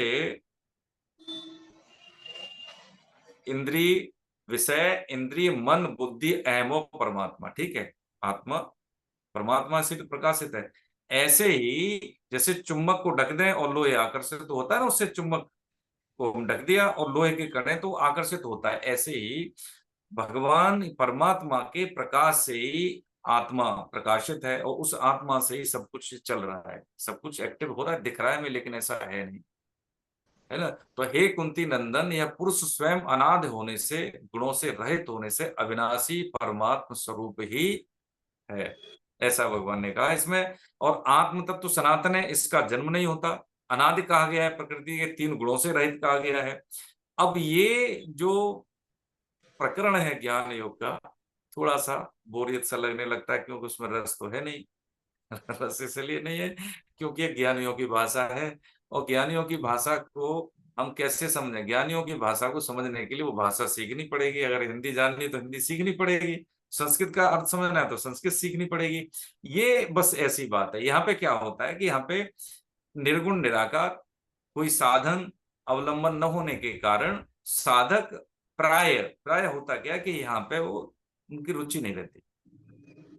सब हवा में दिखता है, सब दिखता है, हवा में दिखता है, कुछ अवलंबन नहीं है। लेकिन जब जो कर्म योगी है या भक्ति योगी, भक्ति योग का साधक है, उसको क्या है कि सब चीजें दिखती हैं, अपने अवलंबन दिखते हैं, है, इसलिए उसकी रुचि बनी रहती है सगुण साकार में। निर्गुण निराकार ज्ञान योग के साधक को अगर स्पष्ट विवेक और तीव्र वैराग्य है तो इसमें रुचि लगेगी, उसको आनंद आएगा, उसकी भाषा यही है ना। लेकिन ऐसा नहीं है तो इसमें रुचि नहीं आएगी उसको।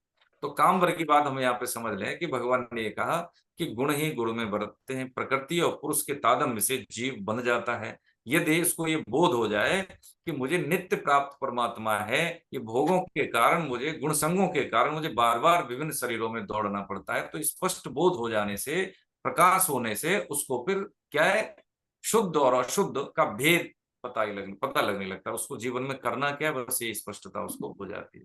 फिर वो गुण संग का भागी नहीं बनता, वो गुण संग का भागी नहीं बनता। हरे कृष्ण। आगे बढ़े।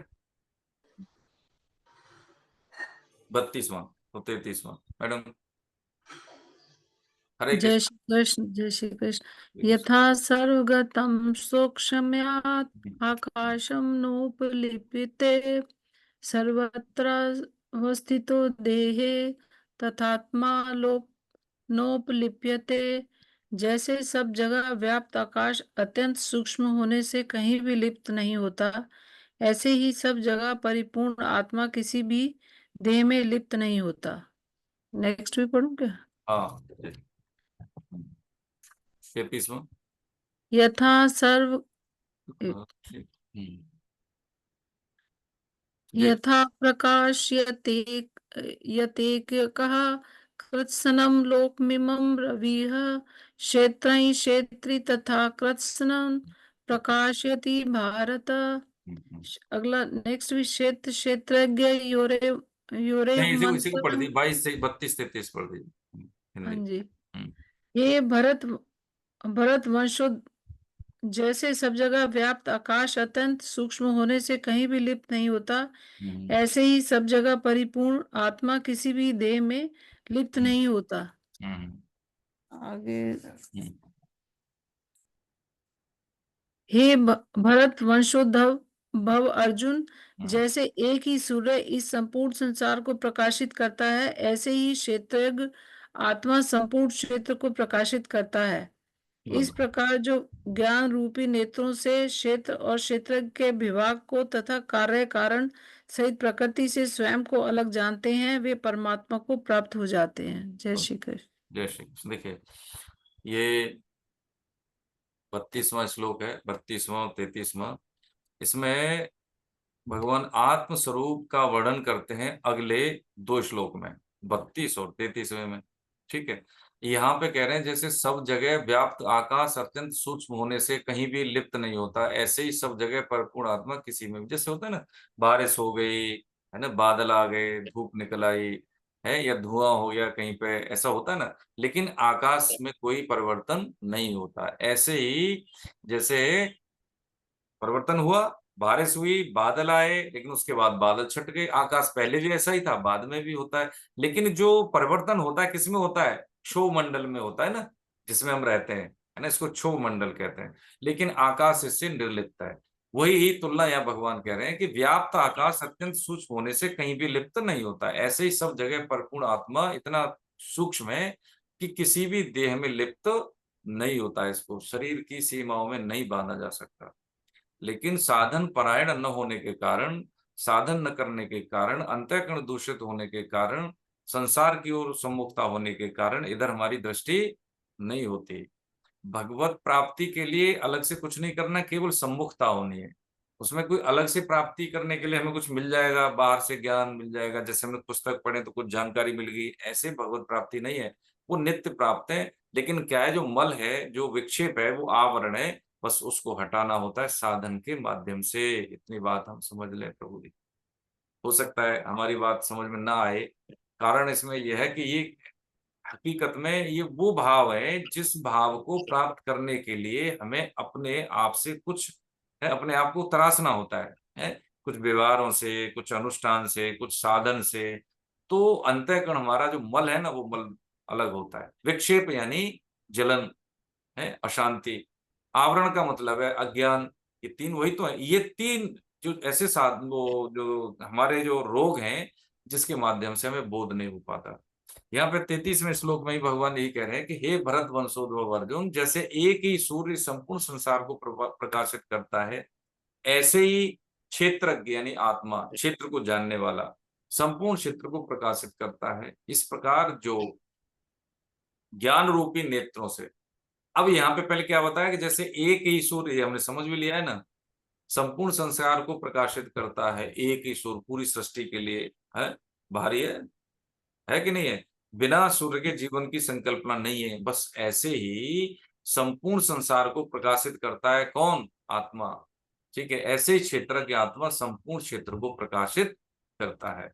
अब पूरे प्रकरण को अध्याय 13 का जो पूरा क्षेत्रज्ञ का जो प्रकरण है, यानी जीव प्रकृति से कैसे बनता है, ये अध्याय 13 में बताया। दो तरह से तो जीव बनता है, प्रकृति से और प्रकृति के गुणों से। प्रकृति से कैसे बनता है? प्रकृति का मतलब है शरीर, और शरीर के 24 तत्व हमने समझे उनसे। तो ये अध्याय 13 में बताया भगवान ने। ठीक है, अब अध्याय 13 में इसको कंक्लूड करके अध्याय 14 में बताएंगे दूसरा तरीका क्या है, गुणों के संग से कैसे जीव बनता है। बस ये दोनों समझेंगे। 34वां श्लोक मैडम किनका है? कोई? हरे कृष्ण। आप? मेरा ही है सर, मैं पढ़ लेती हूँ। हाँ ठीक है, हाँ, हरे कृष्ण। क्षेत्रज्ञयोरेवमन्तरं ज्ञानचक्षुषा भूत प्रकृति मोक्षम च ये विदुर्यान्ति ते परम। बहुत बढ़िया। इस प्रकार जो ज्ञान रूपी नेत्रों से क्षेत्र और क्षेत्रज्ञ के विभाग को तथा कार्य कारण सहित प्रकृति से स्वयं को अलग जानते हैं, वे परमात्मा को प्राप्त हो जाते हैं। हरे कृष्ण। ये जो भगवान ने पूरा यहाँ पे उपसंहार किया है कि क्षेत्र के विभाग को जानने का फल क्या होता है, ये हमने जान लिया, तो उसका परिणाम क्या है? वो परिणाम इसमें यह है। वो क्या कह रहे हैं कि जब ये जान लिया हमने, क्षेत्र क्या है, क्षेत्र की क्या, शरीर को जान लिया, 24 तत्व जान लिए, ठीक है, ये जान लिया ना अच्छे से। और शरीर को जान लेने के बाद जो इसके अंदर सॉफ्टवेयर है उसके माध्यम से ऑपरेट होता है, ठीक है, ये भी जान लिया। अब ये जब जान लेते हैं तो फिर क्या घटित होता है? तो घटित होता है कि कार्य कारण सहित प्रकृति से स्वयं को अलग जानने लगता है साधक। न कार्य हूं न कारण हूं, वे परमात्मा को प्राप्त हो जाते हैं। फोकट में बन जाता है जीव। फोकट में तो बनता है, जैसे पत्नी हमारे जीवन में नहीं आती उससे पहले हमें कोई लेना देना नहीं, लेकिन जैसे ही पत्नी जीवन में आ जाती है या पति जीवन में आ जाए, स्त्री शरीर है तो उसकी आवश्यकता फिर हमारी हो जाती है। ऐसे ही केवल कामनाओं के कारण, अब इसका मतलब ये नहीं कि गृहस्थ धर्म का अनुपालन नहीं करना है, उनकी सेवा नहीं करनी है। यह उदाहरण लिया है हमने समझने के लिए। मान लेने से चीजें हो जाती हैं। हमने भगवान को अपना नहीं माना है। देखिए प्रभु जी, एक आत्मिक बात हम निवेदन करें आपके चरणों में कि हमने भगवान को अभी अपना नहीं माना है, इसलिए हमें प्रॉब्लम है। संसार को माना है, शरीर को माना है, जबकि हमारा है नहीं। संसार और शरीर का विषय क्या है? ये नश्वरता। और भगवान और हमारा विषय क्या है? भगवान ही है, परमात्मा ही है। तो अभी हमारी सम्मुखता किधर है? अभी हमारी सम्मुखता शरीर की तरफ है, संसार की तरफ है, भोगों की तरफ है, इसलिए इधर हमारी दृष्टि नहीं है। अब परेशानी क्या है? परेशानी ये है क्योंकि हम उस स्वभाव से परमात्मा के हैं, अंशी तो है भगवान के हैं, लेकिन उधर हमारा स्वभाव तो है नहीं, इसलिए कभी हमारा मेल हो नहीं सकता। तेल का जल के साथ कभी मेल हो सकता है? कभी नहीं।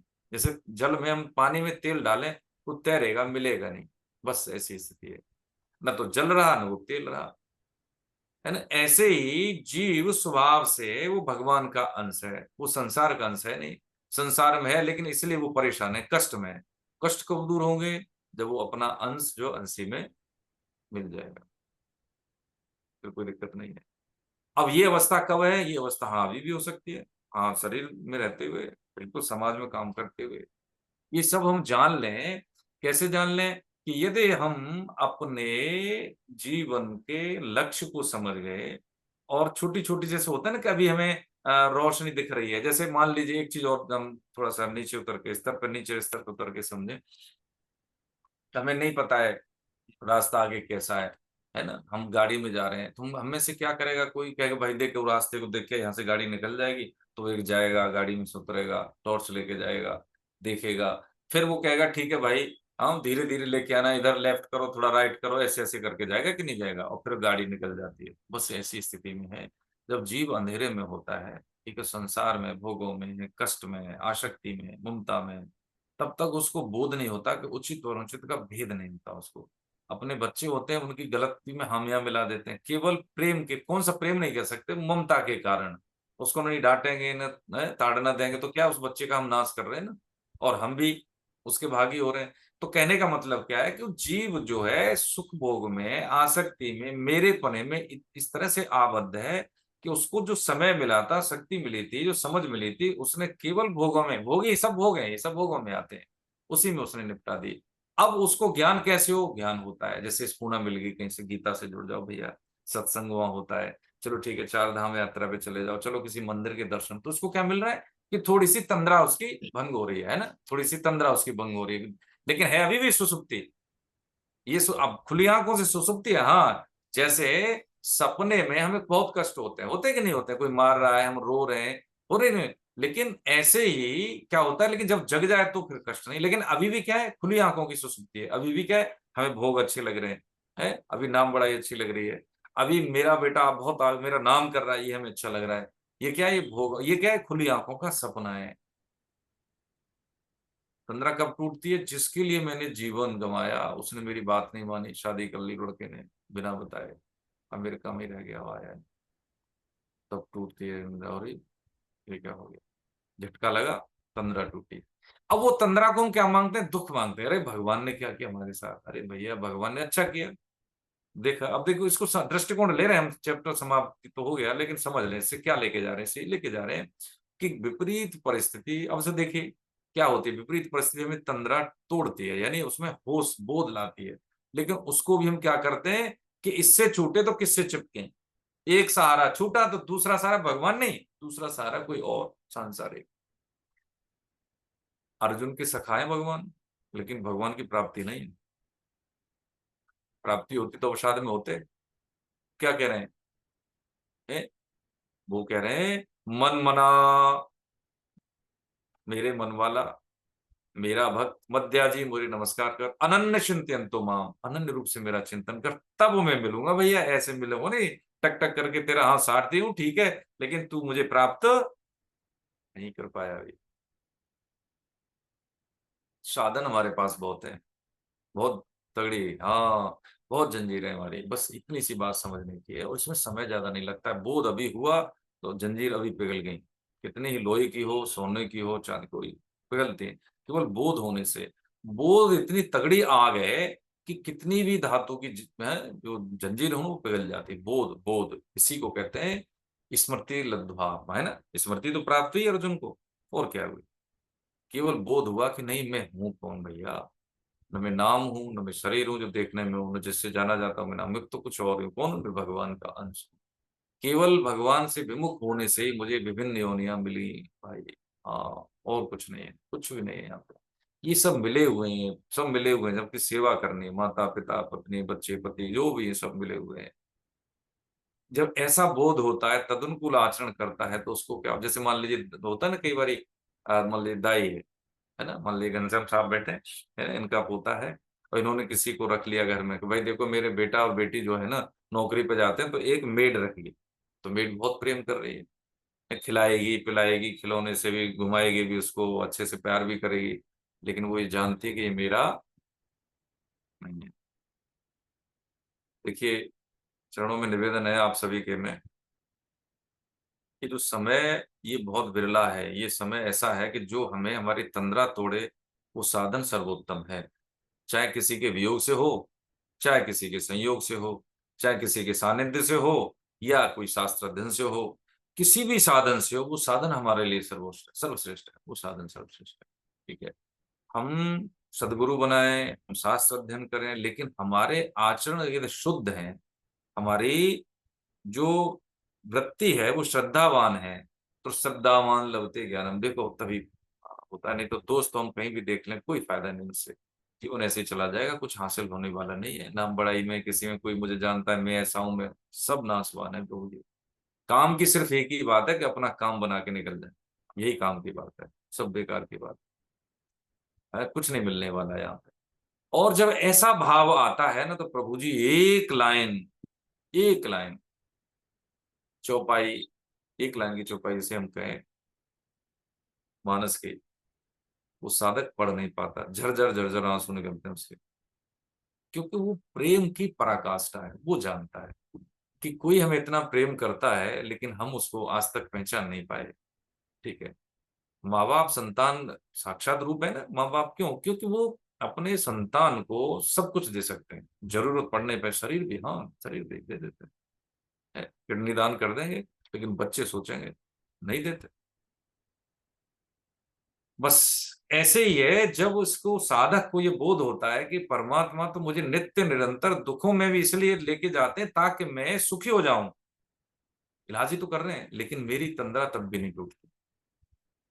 इसलिए विषाद में ही भगवान की याद आई ना अर्जुन को, तो कह रहे हैं देख ठीक है, तू मेरे सखा है, तू मुझे प्राप्त प्राप्त कब कर पाया? जब भगवान ने उसको बोध कराया, और वो साथ साथ मानते गए। अर्जुन ने युद्ध में कौन से साधन कर लिए? बताइए, युद्ध ही तो किया, कौन सा साधन किया? कोई साधन नहीं किया। हमें कौन सा कोई छोड़ के जाना है? गृहस्थी छोड़ के जानी है, क्या करके जाए? बस यही है। मान लिए सिद्ध जन मिलते हैं, डॉक्टर साहब मिल गए, सरवन जी मिल गए, खनगोपाल साहब मिले, मान लीजिए ये किसकी बात कर रहे हैं? अब मैं सानिध्य में हूं तो यदि मुझसे प्रेम करते हैं, सिद्ध जन क्या करते हैं, शुद्धि जन क्या करते हैं कि हमारे हामियां नहीं मिलाते। आप देखेंगे तो बोलेंगे अरे भाई, घनश्याम साहब बोलेंगे जी लाल देख ऐसे मत कर, ऐसा नहीं करना चाहिए। मैं कहूंगा देखो उसने मेरे साथ ऐसा किया, उनको नहीं करना चाहिए था, तो यही कहेंगे भाई ठीक है उसको तो नहीं करना चाहिए, लेकिन तुझे क्या करना चाहिए? तुझे भी ऐसा नहीं करना चाहिए, तुझे वही करना चाहिए जो हमें शास्त्र आज्ञा दी है, जो एक साधक को करना चाहिए। और ये समझ में यहाँ पे समझते हैं एक चीज, और उसके बाद हम कंक्लूड करेंगे कि अर्जुन ने कुछ छोड़ा नहीं। 45 मिनट में आप सब जानते हैं उपदेश पूरा हुआ, भगवान ने कौन सा साधन कर लिया? केवल माना उसने, जान लिया, मान लिया। आप जो कह रहे हैं देखो सही कह रहे हैं, ये श्रद्धा हो गई, और हृदय में मान लिया कि जो भगवान कह रहे हैं वो सही है, अब तक जो हुआ सब देखा। अब उसके घोर महाभारत युद्ध में उसको भगवान की प्राप्ति हुई। अर्जुन को विषाद अंत हुआ, तभी तो प्राप्ति का मतलब क्या? विषाद से प्रसाद, यही तो हुआ। क्या किया? कोई साधन नहीं किया, कुछ नहीं किया। साधन तो उन्होंने पहले किए थे, इतने साधन के बाद भी उनको लगा कि मैं युद्ध नहीं जीत पाऊंगा। तो क्या है कि जो भगवान ने जो बूटी दी, वो शक्ति युद्ध जीतने के लिए नहीं थी, वो शक्ति व्यवहार करने की थी कि मुझे कर्तव्य कर्म करना है, इससे मैं जीतूंगा हारूंगा कोई लेना देना नहीं, मुझे कर्तव्य कर्म करना है। बस इतनी सी बात समझने की है। हम जब भी उतरते हैं जीतने के लिए उतरते हैं, चाहे हम पढ़ेंगे तो जीतेंगे, नौकरी लगेगी तो हम कंपटीशन में उतरेंगे तो जीतने के लिए, बस वहीं से हमारी हार शुरू हो जाती है, क्योंकि वो चीज हम समझते नहीं है। इसलिए हमने निवेदन किया था है रिजेक्शन, फेलियर और व्यवहार, है ना। बस इतनी सी बात है कि ये जो भगवान का जो उपदेश है गीता का, आज भी और जब तक ये जीव सत्ता रहेगी तब तक ये प्रसंगिक इसलिए रहेगा प्रासंगिक, क्योंकि ये गॉड मेड है, क्योंकि इसमें कुछ अतिरिक्त प्रयास नहीं है, क्योंकि इसमें कोई बाहरी कोई आवरण नहीं है और कोई साधन की भी जरूरत नहीं है, और क्योंकि इसके लिए कोई विशेष परिस्थिति नहीं चाहिए, कोई अलग से कोई ट्रेनिंग का पीरियड नहीं चाहिए, कोई अतिरिक्त समय नहीं चाहिए, कुछ नहीं चाहिए प्रभु जी। हम जहाँ है जो है जैसे हैं, बस ये बोध हो जाए, बस इससे क्या है कि वृत्ति बदलती है, उसकी दृष्टि बदल जाती है साधक की, तो सृष्टि भी बदल जाती है। चश्मा ये उतर गया, बस वो जब इसके जो फलन से जो फल हो रहा था वो नहीं होता, जो है सो है, बस ऐसा दिखेगा। इतनी सी बात है इसमें। यदि समझ में आए या ना आए, तो एक बात हम समझ लें इस अध्याय से कि हम जो दिख रहा है हार्डवेयर 24 तत्वों का समझाता, ये शरीर है, और इसके प्रकाश से जो प्रकाशित है वो क्या है? भगवान, यानी आत्मा के प्रकाश से ये प्रकाशित है। ये कैसा है? चेतनता की तरह है। इन दोनों के संयोग से हमें सृष्टि में अपना कर्तव्य कर्म करने के लिए आए हैं। क्या कर्तव्य कर्म है? जो भी भगवान ने स्थिति परिस्थिति दी है, यथा योग्य गृहस्थ में गृहस्थ धर्म के आचरण के अनुकूल इसको हम निभाए, बिना राग द्वेष के। अब राग द्वेष में सब आ गए, देखिए, है ना, क्या क्या आ गए? शब्द रूप रस गंध स्पर्श सुखासक्ति मान बड़ाई आराम, ये नहीं होना चाहिए, बिल्कुल नहीं होना चाहिए। ये हट गया तो सब हट जाएगा, द्वेष अपने आप हट जाएगा। हमें त्याग किसी का राग पूर्वक हमें लेना नहीं है, तो द्वेष पूर्वक किसी को त्यागना नहीं है। बस इतनी सी बात समझने की है। यदि ये बोध हो जाए हमें कि हम ईश्वर के अंश हैं, बस इतना सा बोध हो जाए, अब हमारा ईश्वर है और कोई है भी नहीं और हो सकता भी नहीं, ना कोई हुआ है आज तक, कोई किसी का नहीं हुआ है। लेकिन जब तक जितने जीव होता है ना, एक मुसाफिर खाने की तरह हम जैसे जाते हैं, ट्रेन का इंतजार करते हैं, बैठते हैं और अपने अपने गंतव्य पे हम उतर जाते हैं, फिर हमें उसके चेहरे भी याद नहीं होते। हम बैठे, हाँ 8 घंटे बैठे ट्रेन में, हाँ प्लेन में बैठे 2 घंटे का साथ रहा, ठीक है, दाएं बाएं देखा, खूब बात भी की, लेकिन जब कोई मिलेगा तो शायद पहचान भी नहीं पाए। यही जीव की स्थिति है, बिल्कुल। सिद्धजन कहते हैं, यही कहते हैं कि भैया, और वो उनकी स्थिति को देख के कई बार रोते हैं, हमारी स्थिति को देख के सिद्धजन के, देखो कितने परेशान, कितने कष्ट में। जब श्राप मिल गया था ना उसको, इंद्र को, तो उनको सूकर योनि मिली। जब उनका समय पूरा हुआ तो ब्रह्मा जी आए उनको लेने के लिए, तो उनका भैया, हाँ तुम प्रभु अपने स्वरूप का बोध हो। कह रहे महाराज कौन सा स्वर्ग, कौन से स्वर्ग का राजा, आपको पता है ये कितनी, एक कीचड़ की सुगंध आपको तो लगी नहीं, ऐसी स्वर्ग में मिलेगी क्या? ऐसे मेरे पास 7-8 तालाब है महाराज, उसका मैं स्वामी हूँ। और देख रहे हैं ये बच्चे, कितने सुंदर सुंदर बच्चे सुकरी के, ये सब मेरे बच्चे हैं, और देखो ये सब सुकरियां, हाँ देखो ये सब कहाँ मिलेगा? बस यही जीव है, ये हमारी स्थिति। बस यही बोध कराते हैं सत्संग के माध्यम से, शास्त्रों के माध्यम से, है ना, सानिध्य के माध्यम से। तो इसको जब बोध हो जाए साधक को, तो फिर उसको कोई कष्ट नहीं रहता, उसको बिल्कुल कष्ट नहीं रहता। चुनौतियों को भी वो क्या करता है, उसको एंजॉय करता है। जैसे अर्जुन ने एंजॉय तो किया था, हाँ होता है ना, इसका जो युद्ध में इसकी हानि हुई, वही तो बचे थे, बाकी तो संबंधी सब खत्म हो गए थे। कष्ट तो हुआ, लेकिन वो ये बोध हो गया उनको कि शरीर नश्वर है, इसलिए धर्मयुक्त आचरण से ही हमें कर्तव्य कर्म करने चाहिए। अधर्म का पालन, अधर्म कम करते हैं जब सुखासक्ति के लिए करते हैं। अरे भाई किसी को हमें देना तो दे देना चाहिए ना, जब हम उसको अनैतिक रूप से उसका हम संग्रह करेंगे, देंगे नहीं, उसको अधिकार करेंगे, तो फिर हम बंधेंगे ना। बस इतनी सी बात है, इतनी सी बात है। तो ये बोध हो जाए तो जीवन बस सफल है हमारा, बस इतना सही है। आज हम यही विराम लेते हैं। और ये अध्याय हमने बस देखा जाए तो बहुत समय लिया है इसमें, इसमें तो कोई दो राय नहीं। लेकिन हम चाहे साधक किसी भी साधन के हों, लेकिन ये बोध तो अंत तो गत्वा होना ही चाहिए हमें, है ना। ऐसे पढ़ के हम चले जाएं तो जीवन हमेशा कष्ट में रहता है। हम वो कितने हैं, इतने तो नहीं है क्लास में हम, लेकिन चलो जितने हैं ठीक है, क्योंकि सब लोग टॉप तो करते नहीं है, लेकिन जितने टिके हुए हैं, हाँ उस सब में हम टॉप करने वाले हैं, उसमें कोई दिक्कत नहीं है। ये ऐसी स्थिति है कि सब टॉप करते हैं, इसमें कोई पीछे नहीं रहता, लेकिन श्रद्धा होना बहुत जरूरी है। ठीक है प्रभु जी, हरे कृष्ण। कोई शंका, कोई छूटा हो, कोई टिप्पणी हो तो प्रभु जी बताएं। हरे कृष्ण मैडम, सबको हरे वंदन। कृष्णा सर। हरे कृष्णा सर। सर प्रणाम, सर प्रणाम, वंदन सर।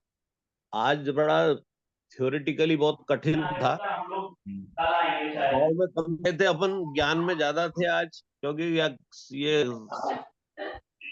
क्षेत्र क्षेत्र विभाग योग है ही ऐसा कठिन जैसा लगता है, लेकिन उसको सरल करने की कोशिश कर रहा हूँ सर।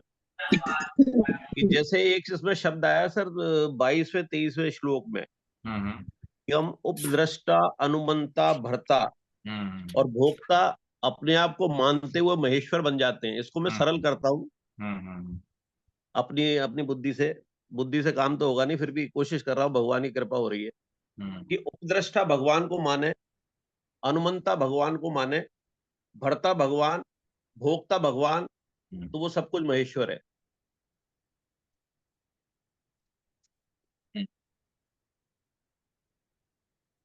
इसमें आया ना सर, ये उपद्रष्टा हम बन जाते हैं, अनुमति देने वाले अनुमंता हम बन जाते हैं, भर्ता हम बन जाते हैं, भोक्ता बन जाते हैं और महेश्वर बन जाते हैं, तो हम बदल जाते हैं।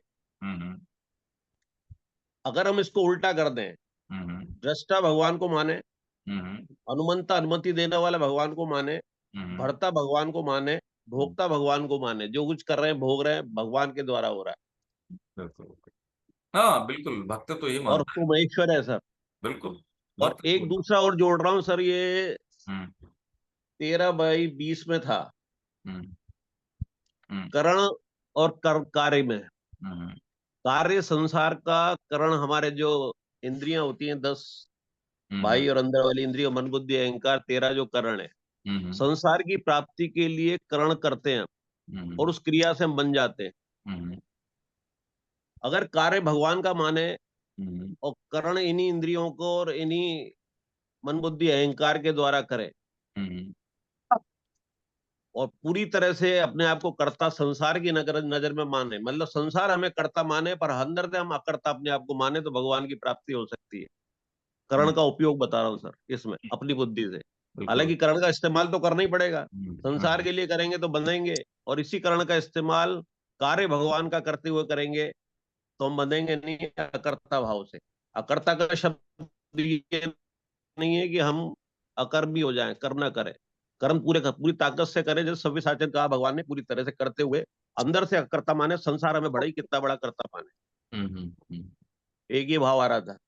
एक आपका ये शब्द बहुत अच्छा आया था कि रिजेक्शन फेलियर के अंदर भी हमारा बिहेवियर अच्छा होना चाहिए। हम्म। इसमें देखिए अभी नवरात्रि, आज दशहरा है। एक सर, एक और रह गया सर, हम्म, कि अपने को जो भगवत इसमें बताया इस श्लोक में हम्म, कि जो महापुरुषों के संबंध की बात कही, हम्म, उसमें भगवान ने कहा कि ध्यान योग के द्वारा, सांख्य योग के द्वारा, कर्म योग के द्वारा हम्म, जो नहीं जानते हम्म, वो जीवन मुक्त महापुरुषों को सुनकर ही उपासना करते हैं, 13/24, 13/25 में।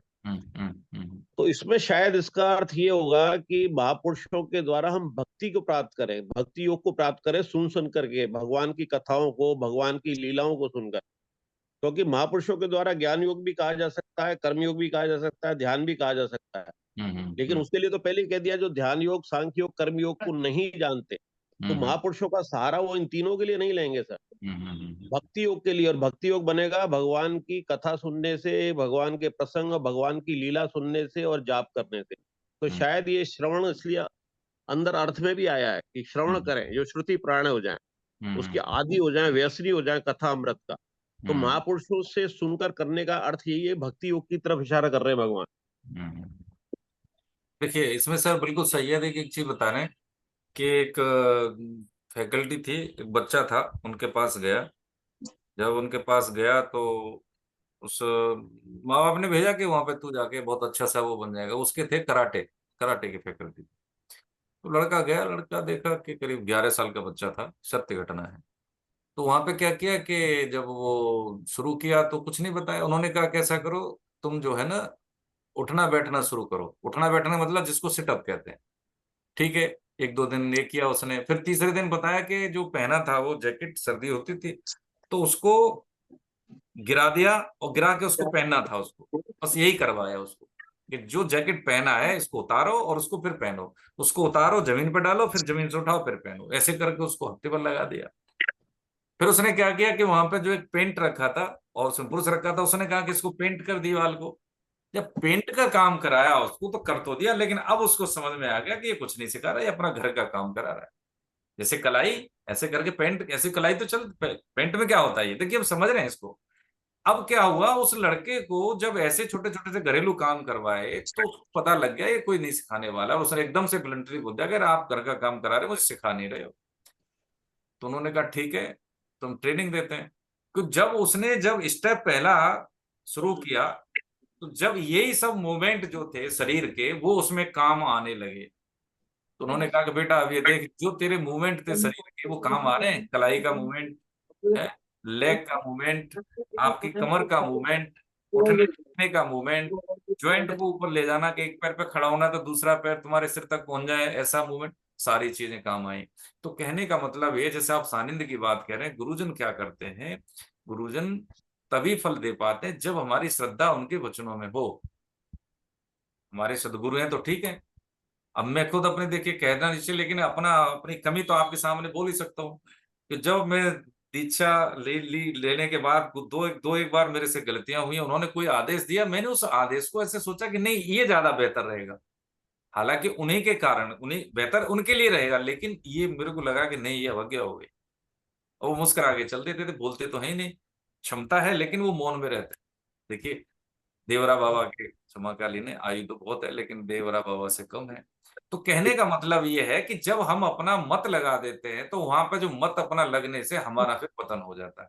तो सानिध्य का, महापुरुषों की, जीवन मुक्त महापुरुषों की बातों का लाभ हम तभी ले सकते हैं शब्द से, उसको समझें, श्रद्धा से। हम ये नहीं जाने कि इसका परिणाम क्या होगा, ऐसा क्यों करवा रहे हैं, हमारे वो अनुकूल भी हो सकता है, प्रतिकूल भी हो सकता है। ठीक है सर, हरे कृष्ण सर। उसमें एक बात आती है, देखिए, दौड़ सके तो दौड़ ले, मत वाली बात है। जब तक तेरी दौड़, दौड़ थका और धोखा मिटा। जब सारे प्रयास हो जाते हैं फिर भी कुछ नहीं मिलता, जब दौड़ थका, धोखा मिटा और वस्तु ठौड़ की ठौड़, ये राजस्थानी कहावत है आप ही के यहाँ की, है ना। तो जब तक हमें शरीर में, दिमाग में ताकत है सोचने की, समझने की, करने की, तब तक हम ये करेंगे ही करेंगे। लेकिन सब थक जाता है व्यक्ति तो लगता है अब तक कुछ हासिल नहीं हुआ, अभी भी शरीर में, अंतःकरण में जलन है, अभी भी विक्षेप है, अभी भी मुझे इंद्रिय सुख चाहिए, अभी भी मुझे मान सम्मान चाहिए, कुछ नहीं हुआ अब तक। ये प्रमाण होने लगे कि अभी भी मेरी स्थिति ऐसी है, तो फिर क्या करूं। फिर व्यक्ति क्या करता है, वहां पे वो ठहर के, यदि एक भी वचन उसके जीवन में उतर गया अनुष्ठान में, वहां से परिवर्तन शुरू होता है। इसलिए सदगुरु की जरूरत है, जब नहीं हरे है। कृष्णा सर। हाँ जी, हरे कृष्णा सर। हरे कृष्ण प्रभु। मेरा सारा कहने का अर्थ ये था कि अपन तीनों के, जैसे ध्यान योग, सांख्य योग, कर्म योग को नहीं जानते, कर्म करने में सक्षम नहीं, और जब सभी नहीं है, हालांकि कर्म योग हम कर रहे हैं लेकिन निष्काम नहीं कर पाते। तो उसमें ये उन्होंने लाइन जोड़ी है भगवान ने कि दूसरों से, जीवन मुक्त महापुरुषों से सुनकर उपासना करते हैं। और इसके अर्थ में नीचे लिखा है सर कि जीवन मुक्त महापुरुषों से सिर्फ सुनकर ही, करने की नहीं लिखा है सर, सुनकर ही हाँ, श्रवण करके ही इस भवसागर मृत्यु को पार कर जाएंगे। श्रुति प्राण यानी सुनने सुनना, श्रुति प्राण वही कहे जाएंगे जो कथा अमृत का पान करने के आदि यानी व्यसनी हो जाएंगे। इतना आदत हो जाए हमें भगवान की कथा सुनने की, किसके द्वारा? जीवन मुक्त महापुरुषों के द्वारा, इधर उधर के कथावाचकों से नहीं। और जिनकी उत्कट अभिलाषा अपने कल्याण की है, न कि सांसारिक सुखों की। ज्ञान व भक्ति दोनों में श्रवण मुख्य है। तो ये भक्ति की तरफ कर रहे हैं भगवान इशारा। वेदों को भी श्रुति कहते हैं, तो वो वेद तो ज्ञान का हो गया। तुलसीदास जी कहते हैं कि श्री रघुनाथ जी का गुणगान संपूर्ण सुंदर मंगलों का देने वाला है, जिसे आदर सहित सुनेंगे वह बिना किसी जहाज के ही भवसागर को उतर जाएंगे। यानी कि श्रवण भक्ति की तरफ इशारा है भगवान का, बिल्कुल ज्ञान मुक्त महापुरुषों से, ज्ञान भक्ति की तरफ नहीं है। बहुत बढ़िया। देखिए इसमें वही है ना कि जैसे कोई गोद ले ले किसी बच्चे को, तो उसके सारे पाप, सारी परेशानी दूर हो गई ना, गोद ले लिया। ऐसे ही है कि हम जीवन मुक्त महापुरुषों की बात को मान लेते हैं तो उनके तप का फल के अधिकारी हम हो जाते हैं। ये बात समझने की, इसमें कोई साधन करने की जरूरत नहीं रहती। कहाँ से रहती साधन करने की जरूरत? देखिए मैं छोटा मोटा फिर क्या बताएं, हम साधक की तरह ही बात करेंगे आपसे कि सदगुरु होना जरूरी है, लेकिन सदगुरु पाने की पात्रता यही है कि हम साधन करें। पक्की बात मान लें हम इस चीज को। हाँ, मिल जाते हैं, अपने आप मिल जाते हैं, कहीं ना कहीं से मिल जाते हैं, ऐसे ही नहीं मिलते। आपके जीवन में आप तो बहुत सत्संगी हैं, बहुत संत महात्माओं का, सिद्ध जनों का आपको सानिध्य, आप इस चीज को समझते हैं कि ये जो कृष्णम वंदे जगत गुरु तो हैं, लेकिन हर पल हमारी व्यक्तिगत रूप में हमारी देखभाल हो सके उसके लिए साधन करें। मिलेंगे, मिलते हैं, ऐसा नहीं है, लेकिन उधर हमारी श्रद्धा नहीं होती, इसलिए ऐसा होता है, हम भटकते रहते हैं। ठीक है, तो ये भटकन का अंत हो जाए उसके लिए ये आज हमने समझा है अच्छे से कि जो दिख रहा है चारों ओर से, शरीर से शुरू हो जाता है, ये सब माया है। ठीक है, इसका बस एक ही उपयोग है कि सदुपयोग कर लें, नहीं तो फिर इसका नाश ही होता है। दो ही चीजें, या तो सदुपयोग नहीं तो नाश। चाहे वो संपत्ति है, शरीर है, या समय, या शक्ति है, समझ है, सबका एक ही है। दो ही कारण है, एक तो सदुपयोग नहीं तो नाश, और कुछ नहीं। खत्म हो जाएगा, कुछ नहीं हो जाएगा, फिर वही। और ये समय तो हमें नहीं लगता, हमारे करोड़ों जन्म हो चुके हैं प्रभु जी, करोड़ों जन्म। इसी जन्म में हमें अपना सारा काम खत्म कर लेना, और ज्यादा समय नहीं लगता इसमें। लेकिन ज्यादा समय न लगे इसके लिए समय लगता है कि वो पात्रता आने के लिए समय लगता है। जो भाव हमारा होना चाहिए एक सेकंड का, उस एक सेकंड के भाव में आने के लिए जद्दोजहद है। उस एक सेकंड के भाव में आने के लिए इतने सारे साधन और वर्ष लगते हैं उस साधन को करने साधने के लिए। हरे कृष्णा सर, इसमें एक बात और जोड़ रहा हूँ, जो नीचे लिखी है सर, श्रवणम कीर्तनम जो दिया है, और आपने कहा भी नवदा भक्ति का कि पहली भक्ति श्रवणम है, और जीवन मुक्त महापुरुषों से श्रवणम की बात लिखी हुई है। और जो दूसरी नवदा भक्ति जो शबरी के लिए कही है, उसमें पहली भक्ति संतों का संग लिखा है। तो संतों का संग में भी श्रवणम ही छुपा हुआ है सर। बिल्कुल, और क्या है। हाँ, सत्संग मिलना अपने आप में सबसे बड़ा सौभाग्य है सर, हर किसी को नहीं मिलता। आप बैठे हैं इसीलिए तो चरण बंदन करते हैं भाई। क्यों करते हैं? क्योंकि आपको भगवान की कृपा प्राप्त है, इसलिए हम बैठे हैं सब। नहीं तो नहीं, कहाँ है आप बताइए। और जिन्होंने सर ये जो अपन जो बैठे हुए हैं सर, ये श्रवणम भक्ति ही हो रही है अभी। बिल्कुल, हाँ, और क्या है। यहाँ पे बिल्कुल, यहाँ पे भगवान विराजमान है, बिल्कुल। क्या बात कर रहे हैं, इसमें टेस्ट इतना आ ही नहीं सकता बिना भगवत कृपा के। ये बात ना, इसमें कोई दो राय नहीं है। हमारे में इतनी सामर्थ्य नहीं कि किसी गीता के श्लोक की हम व्याख्या हम समझ सके, कहाँ सामर्थ्य है। ये तो भगवान की कृपा है, उनकी स्पूर्णा से, हम स्वामी जी के आशीर्वाद से हमें समझ पा रहे हैं कि हमें ये करना चाहिए, ये नहीं करना चाहिए। ये बहुत बड़ी बात है, ये बहुत बड़ी बात है प्रभु जी। ये समझने के लिए हमें सिर्फ क्या है, अपने आप को हाथ बढ़ाना है। दलदल में फंसे तो हाथ देना है, बस इतनी सी बात है। कई बार इस उदाहरण को समझा है कि जब तक हम हाथ भी नहीं बढ़ाएंगे तब तक कोई हमारी हेल्प नहीं कर सकता। ये भगवान ने हमें दिया है ना, टूल दिया है, बस इसका सदुपयोग तो यही है। वो करने के लिए विवेक दिया, सोचने के लिए विवेक दिया, शरीर दिया करने के लिए, तो इसका सदुपयोग करें हम। कोई दिक्कत नहीं है। भोगों से निवृत्ति इसी संसार में रह के जानी है। अज्ञान से ज्ञान की प्राप्ति होती है। इस दुर्लभ शरीर इसलिए कहा गया, इस भवसागर से ही हमारी शुद्धि होती है।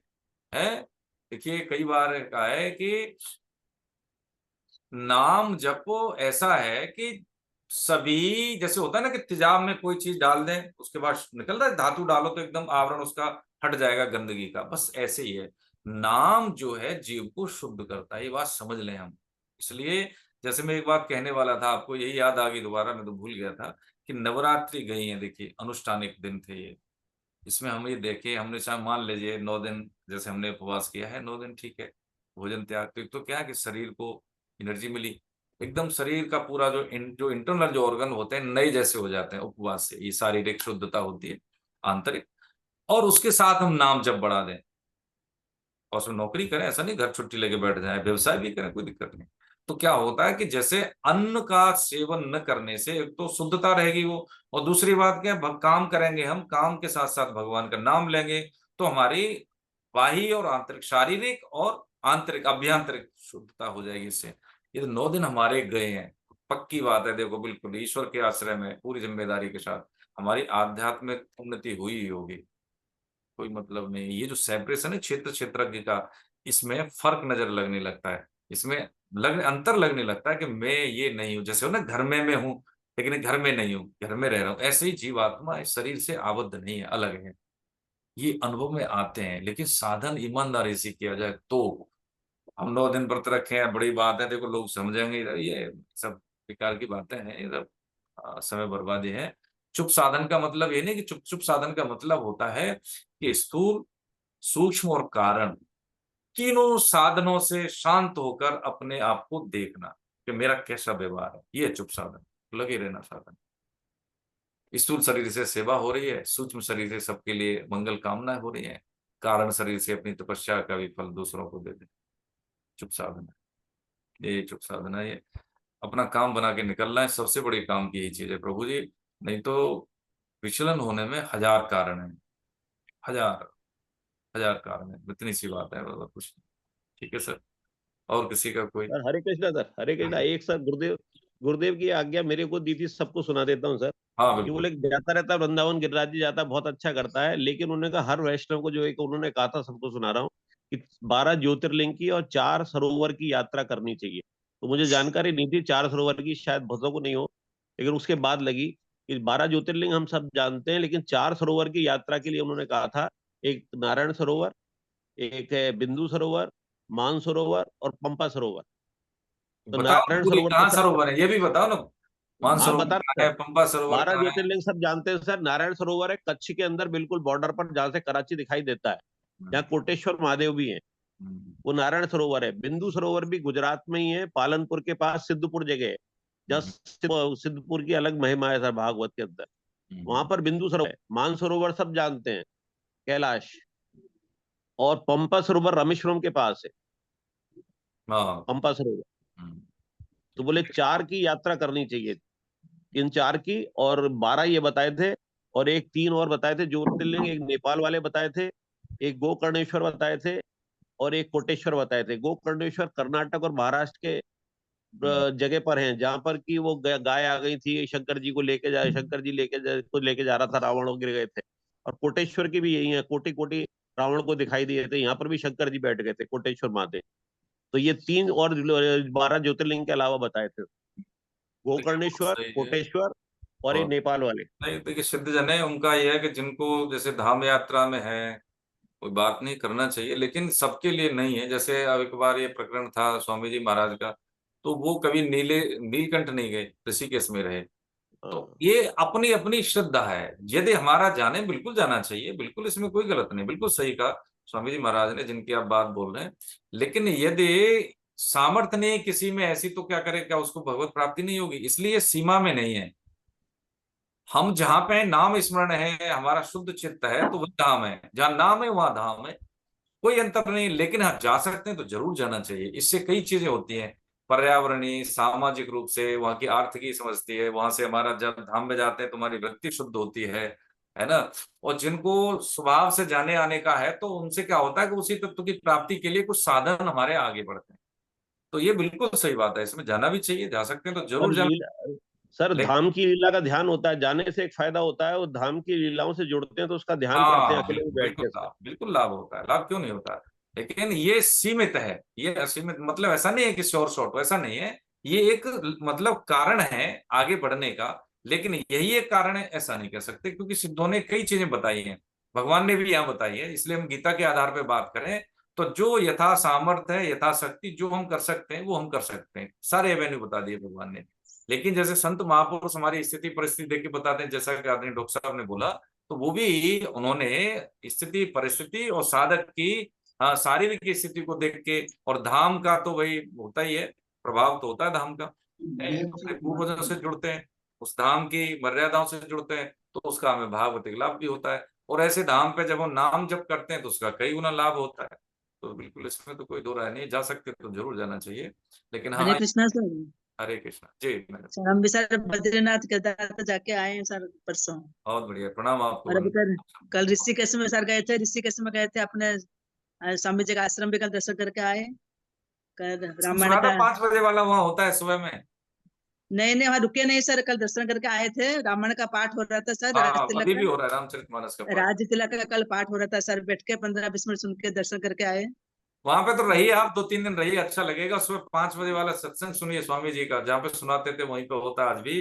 और जी वहाँ सर। पे अब देखेंगे वट वृक्ष है जहाँ पे ये स्वामी जी महाराज और भाई जी महाराज रहा करते थे, सेठ जी रहा करते थे। 10 नंबर कमरा है उनका, एक नंबर में, 1 नंबर बिल्डिंग में 10 नंबर, जिसमें वो छोटा सा ही कमरा है, 8x10 का जी ही, उसी में वो अपने साधन किया करते थे। उसके दर्शन किए, बहुत अच्छा लगेगा। और वहां पे अगर मिल जाए खुली हुई, तो जिसमें गंगा जी की एकदम खो में है, बिल्कुल एकदम उसी में है, एक छोटा सा पत्थर की एक खो, तो उसमें उन्होंने बना दिया है। उसमें आप खड़े नहीं हो सकते, बैठ ही सकते हैं। उसमें उनका शास्त्र अध्ययन होता था, उनका उनका जो सेठ जी महाराज का, उसमें भाई जी का, ये त्रिपुटी थी ना, सेठ जी, भाई जी, स्वामी जी।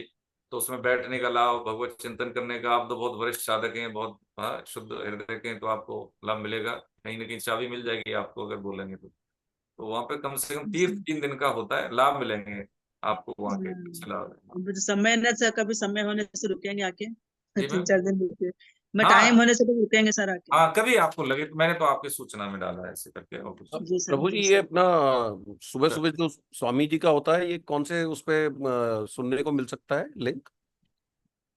लिंक सर मैं आपको आपको अरे सर, आप तो शायद उसमें ट्रेनिंग वाले सेशन में ही हैं, आपको तो रोज मिलता होगा। हाँ सर, लेकिन मैं उसमें मतलब मैंने मिस किया, मैं बाद में ज्वाइन किया था, अच्छा अच्छा अच्छा, तो ठीक इसके है। लिए मुझे तो आप लिंक पर्सनल। क्या है हमारे पास, तो वो आ जाता है लिंक। एक में योगेश भैया का भी, वो 4 धाम यात्रा पे है, तो 5 बजे शुरू कर देते हैं, जैसे वहां ऋषिकेश में होता है उसी टाइम पे। तो या तो आप 5 बजे उसमें ले जाइए, नहीं तो आप स्वयं जग के, जो मैं शेयर करता हूँ ना ग्रुप में, आप उससे सुनिए, एक ही बात है। ठीक है तो जी। एक ही बात है, वो लिंक मिल जाती है, आप उसमें ग्रुप में ऐड हो जाइए। और ये आप ठीक है। अपना 4:45 बजे, 4:30 बजे जग जाइए, नहा सकते हैं तो ठीक है, नहीं है तो कोई बात नहीं। नहीं नहीं, कोशिश करेंगे बिल्कुल। हाँ, हरे ये कृष्णा साधन सर, जी, हरे कृष्णा, वो लिंक मैं भेज दूंगा सर आज ग्रुप में। ग्रुप में डाल देना सर, ठीक है जी। आप ग्रुप में डाल देना हरे सब। कृष्ण, हरे हरे कृष्ण। कृष्णा, और किसी का कोई हो तो ठीक है, ठीक है। हाँ, अब ये एक दो हाँ सूचना जी, हाँ जी, जी मैडम। मैं तो हाँ नहीं, जय श्री कृष्ण सर। मैं तो अभी उन्हीं का सुन रही थी। हाँ मानसरोवर हम गए हैं सर, वहां पे मानसिक शांति का तो कोई इंतहा ही नहीं है, बहुत बहुत ज्यादा। बहुत बढ़िया। रात के जो 2 से 4 बजे अगर आप बाहर बैठ के करते हो तो ओम नमः शिवाय का वो सुनाई तो देता है, हमने तो खुद ही सुना। बहुत लेकिन बढ़िया। जो लोग बैठते हैं करते हैं तो वो यात्रा अधिकतर लोग रिटायरमेंट के बाद ही जाते हैं। वैसे कायदे से वो यात्रा शुरू में करने की है। बहुत सुंदर बात कह रहे हैं, देखिए बहुत ये सुंदर, बहुत मतलब बढ़िया। इतना सुंदर है कि मैं बता नहीं सकती। बहुत जगह गए हम लोग, लेकिन एक अजीब ही शांति है वहां पे। देखो बहुत सुंदर बात है कि याद आ गई मुझे, तो बोल दो आपके चरणों में सभी के में निवेदन कि संसाधन समय का सदुपयोग करना चाहिए। हम क्या करते हैं, संसाधनों को इकट्ठा करते हैं बाद के लिए, बाद कोई होता नहीं। हम्म ये जो आपने बात की यही कही है कि जब शरीर में हम्म है तभी जाना चाहिए। जैसे डॉक्टर साहब ने कहा उम्र जनित बाध्यता होगी फिर कहाँ जाएंगे, इसलिए समय दिया है, छुट्टियों का टाइम होता है, व्यवसाय में भी ब्रेक हम्म होते हैं, धन इसलिए होता है, लेकिन हम उसको इकट्ठा करते हैं कि बुढ़ापे में बैठ के खाएंगे। भाई ये सब चिंता नहीं करनी है। संग्रह होता है, सम्यक संग्रह जितना आवश्यक है उसको संग्रह ग्रस्त है तो होना चाहिए। लेकिन जैसे मैडम ने कहा, बहुत सही कहा आपने, और ये सब इस बात को हम अनुष्ठान में लाएं। और तो सृष्टि में यही तो भगवान ने खूबसूरती दी है कि नहीं, जिसको देखें, अनुभव में लाएं, अपने आप को शुद्ध करें धाम पे जाके। ये कोई ऐसा नहीं है मनगढ़ंत बात, जैसे हमने कहा है कि यहाँ पे बैठ के धाम है, वो एक बाध्यताओं की वजह से हमने बोला है। लेकिन आवश्यक संसाधन है तो कोई बाध्यता थोड़ी है हमारे पास, शरीर स्वस्थ है, हम तो दौड़ भी सकते हैं, है ना। तो फिर क्या दिक्कत है, जाना चाहिए। इस स्वस्थ शरीर स्वस्थ होने का मतलब है हम कोई भी साधन कर सकते हैं, बैठते हैं, दौड़ सकते हैं, चल सकते हैं, और भी कोई योग आसन कर सकते हैं। तो ये हमारा उम्र जनित बाध्यताएं भी नहीं रहती। और हमें इस प्रकृति में जो भगवान ने जो सात्विक प्रेम देने के लिए कुछ संसाधन बनाए हैं जो आज भी बिल्कुल वही है, जिसको धाम के नाम से जानते हैं, उसका लाभ लें हम, उससे क्या दिक्कत है। बहुत सही कहा। ठीक है, कंक्लूड करते हैं। ठीक है। हाँ ये वो बोल रहा था कि अध्याय जो हमारी उपस्थिति है, हमारे संपर्क में जो है, जो क्लास में, सबको बोले भैया आए। हमारे पास इतना समय होता नहीं देखो कि सबको फोन करें, कहीं ना कहीं हो सकता है उनको बिजी हो, लेकिन क्या है कि हमें जगाना पड़ता है, ये हमारा दायित्व बनता है कि उनको बोले कि भाई हफ्ते में 1.5 घंटे का समय निकाले, 2 घंटे का वो अपने लिए, तो रुचि बने, हम समय देते हैं तो उसकी कम से कम ये सेवा हो जाए, कुछ लगे कि हम भी समय दान दे रहे हैं, तो कम से कम सामने में हमारा समय उपयोग में आ रहा है। तो सबसे निवेदन है। और दूसरा ये असाइनमेंट डाल देंगे। तीसरा ये हमारा निवेदन कि 2025 के लिए रजिस्ट्रेशन शुरू होने वाले हैं, तो अपनी अपनी लिस्ट बना लें, लोगों को जोड़ें। ये साधन चतुष्ट है उसके लिए है, तो उनकी सेवा हो जाएगी, ये निवेदन करना था। ठीक है। गोविंद जय जय गोपाल जय जय गोविंद जय जय गोपाल जय जय राधारमण हरे गोविंद जय जय राधा राधारमण हरि गोविंद जय गोविंद जय जय गोपाल जय जय गोविंद जय जय गोपाल राधारमण हरे गोविंद जय जय राधा हरि गोविंद जय श्री जय राधारमण हरे गोविंद जय जय राधा हरि गोविंद जय जय नाम संकीर्तनम यस्य नाम संकीर्तनं यस्य सर्वपापप्रणाशनम् सर्वपापनाशनम् प्रणामो दुःखशमनस्तं नमामि हरिं परम्। प्रणामो और बाकी बिहारी लाल की जय देव सरकार की जय भगवान की जय। सब जय सब जय अनंत आज के आनंद की जय। दृश्य दृश्य पुण्य आत्माओं की जय। आज के आनंद की जय। जय जय श्री राधे जय मीना।